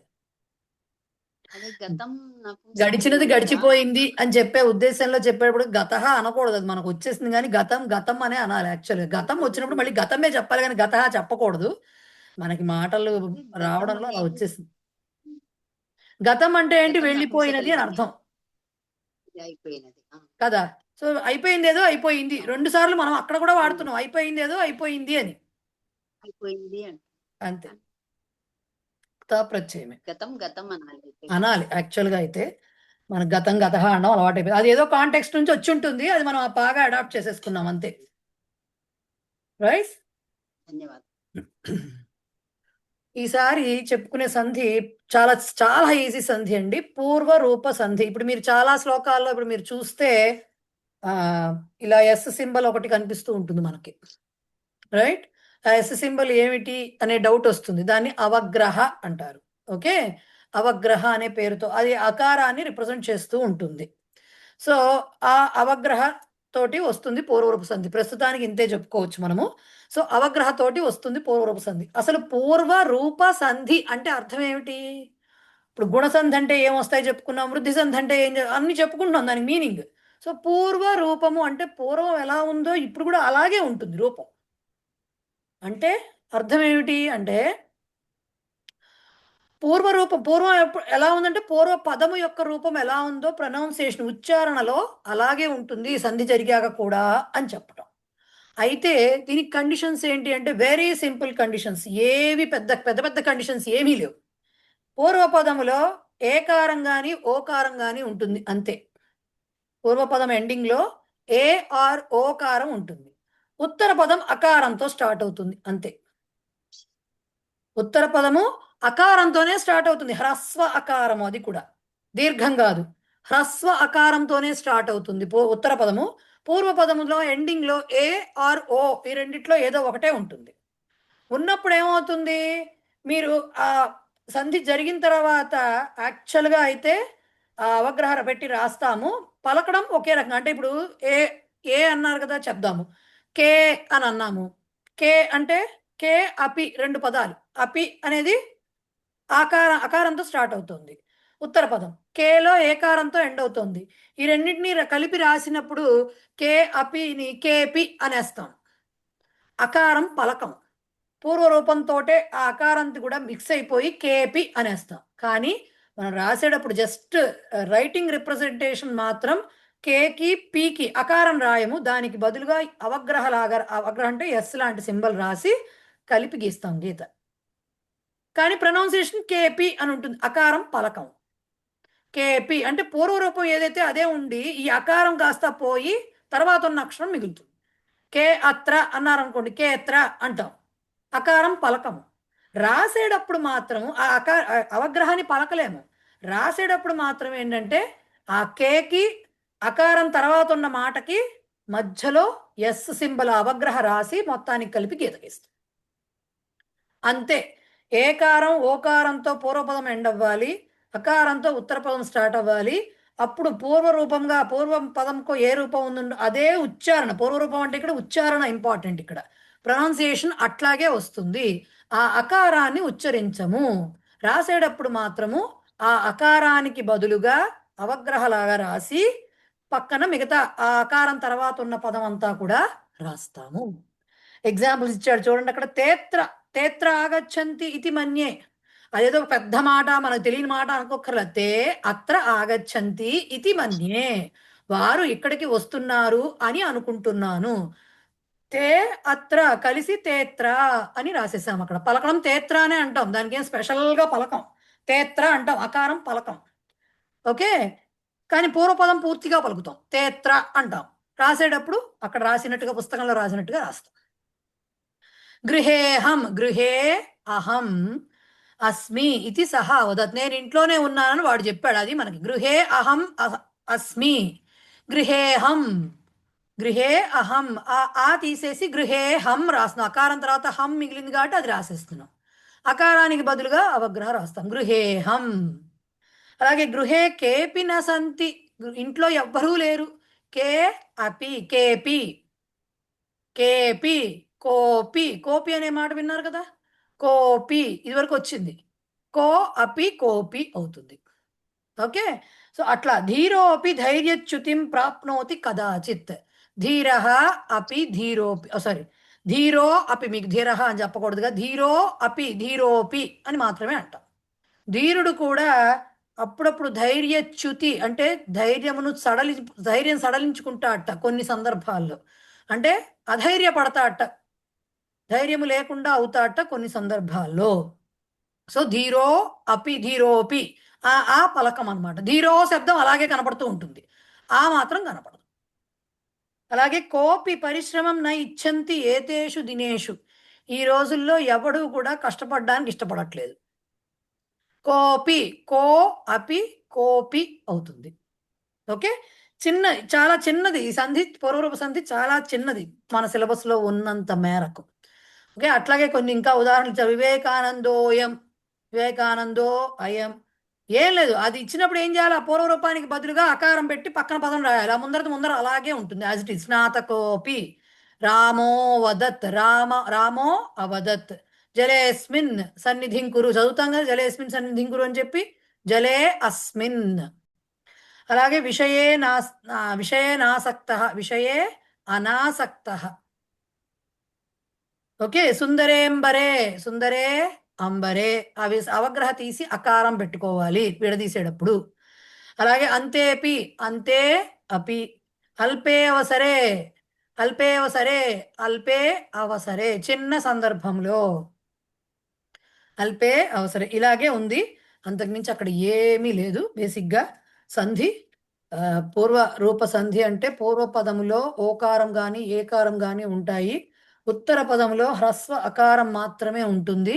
అప్పుడు పూర్వపదాన్ని యాజ్ ఇట్ ఈస్గా రాసి ఉత్తర పదంలో అకారము తర్వాత ఉన్న పదాన్ని దీనికి యాడ్ చేస్తూ ఆ రెండిటికి మధ్యలో అవగ్రహ అనే ఎస్ రూపంలో ఉండేటటువంటి ఇంగ్లీష్ లెటర్ ఎస్ లాగా ఉండేటటువంటి ఒకటి రాస్తాము అకారానికి బదులు. అది కేవలం రిటర్న్ రిప్రజెంటేషన్ మాత్రమే, లిఖిత పూర్వక నొటేషన్ మాత్రమే తప్ప ప్రొనౌన్సియేషన్లో పూర్వపదంతో కలిపి అకారం ఉచ్చరించకుండా ఉత్తర పదంలో అకారం తర్వాత ఉన్నటువంటి పదాన్ని పలుకుతాము. ఇది పూర్వరూప సంధి. దీని ఎక్సర్సైజ్ కూడా చూసుకుని వస్తే అది ఇది మిగతా లెసన్ ఇంక చాలు, 6 minutes ఉంది కాబట్టి నెక్స్ట్ క్లాస్లో అంటే శుక్రవారం క్లాస్లో మనం చెప్పుకుందాం. ఎస్ ఫణి చెప్పండి. మేడం ఇది ఓకారంతో వచ్చిన వాటిని మనం విసర్గ సంధిలో కూడా రిప్రజెంట్ చేయొచ్చేమో కదండి? కానీ విసర్గ సంధిలో రిప్రజెంట్ చేసేటప్పుడు బేసిక్గా అక్కడి నుంచే వస్తుంది, విసర్గ నుంచే ఓ కూడా వస్తుంది కొన్ని చోట్ల. కో రాకపోవచ్చు కానీ, కే రాకపోవచ్చు కానీ, జలయస్మిన్ అన్ని చోట్ల రాకపోవచ్చు కానీ కొన్ని చోట్ల వస్తుంది. కానీ అన్ని చోట్ల కాదు, ఆ పక్కన అకారం ఉండాలి. కొన్ని కండిషన్స్ ఉన్నాయి. ఆ ఓ ఎలా వచ్చింది అనే కండిషన్స్ వేరు విసర్గ ప్రస్తుతానికి. అది శిక్షలో డీటెయిల్గా చదువుకుంటారు. అన్ని చోట్ల విసర్గలు రావు. రామహ అవదత్ అన్నారనుకోండి, ఆ రామో అవడానికి వేరే ఉంది. ఇందాక ధీరోపి అన్న చోట కూడా ధీరహ అపినే కరెక్ట్గా ఆ ఓ కింద మారుతుంది. ఓ కింద మారాక ఇది జరుగుతుంది. ఆ డీటెయిల్స్ మనకు శిక్షలో తెలుస్తాయి. ప్రస్తుతానికైతే పూర్వరూపం అంటే జరగడానికి మాత్రం ఏ ఆర్ ఓనే ఉండాలి. ఆ ముందర అది ఇంకేదైనా సంధి ద్వారా మారిందా పక్కన విషయం. ఓకే రైట్, సరేనండి. శుక్రవారం క్లాస్లో మళ్ళీ కలుసుకుందాం. రైట్, ఏకతా మంత్రం అండ్ శాంతి మంత్రం కృష్ణపణి పాడేసేయండి. వాళ్ళు నాకు కొంచెం వెళ్ళిపోవాలి ఫాస్ట్గా. అస్తు ఏకతా మంత్రః. యం వైదికా మంత్రదృశః పురాణాః ఇంద్రం యమం మాతరిస్వానమాహుః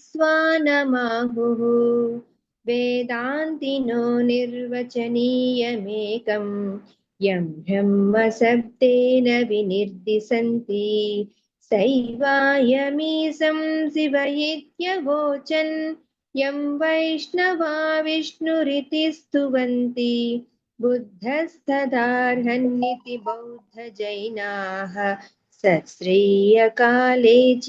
అకాలేతి చ సిద్ధ సంతః శాస్తేతి కేచిత్ ప్రకృతి కుమారః స్వామీతి మాతేతి పితేతి భక్త్యా యం ప్రార్థయంతే జగదీశితారం స ఏక ఏవ ప్రభురద్వితీయః. శాంతి మంత్రః. ఓం సర్వే భవంతు సుఖినః సర్వే సంతు నిరామయాః సర్వే భద్రాణి పశ్యంతు మా కశ్చిత్ దుఃఖభాగ్ భవేత్. ఓం శాంతి శాంతి శాంతి. అస్తు, ధన్యవాదాలు. ధన్యవాదాలు. నమస్కారం. నమస్తే అండి. ధన్యవాదాలు. ధన్యవాదాలు. ధన్యవాదాలు.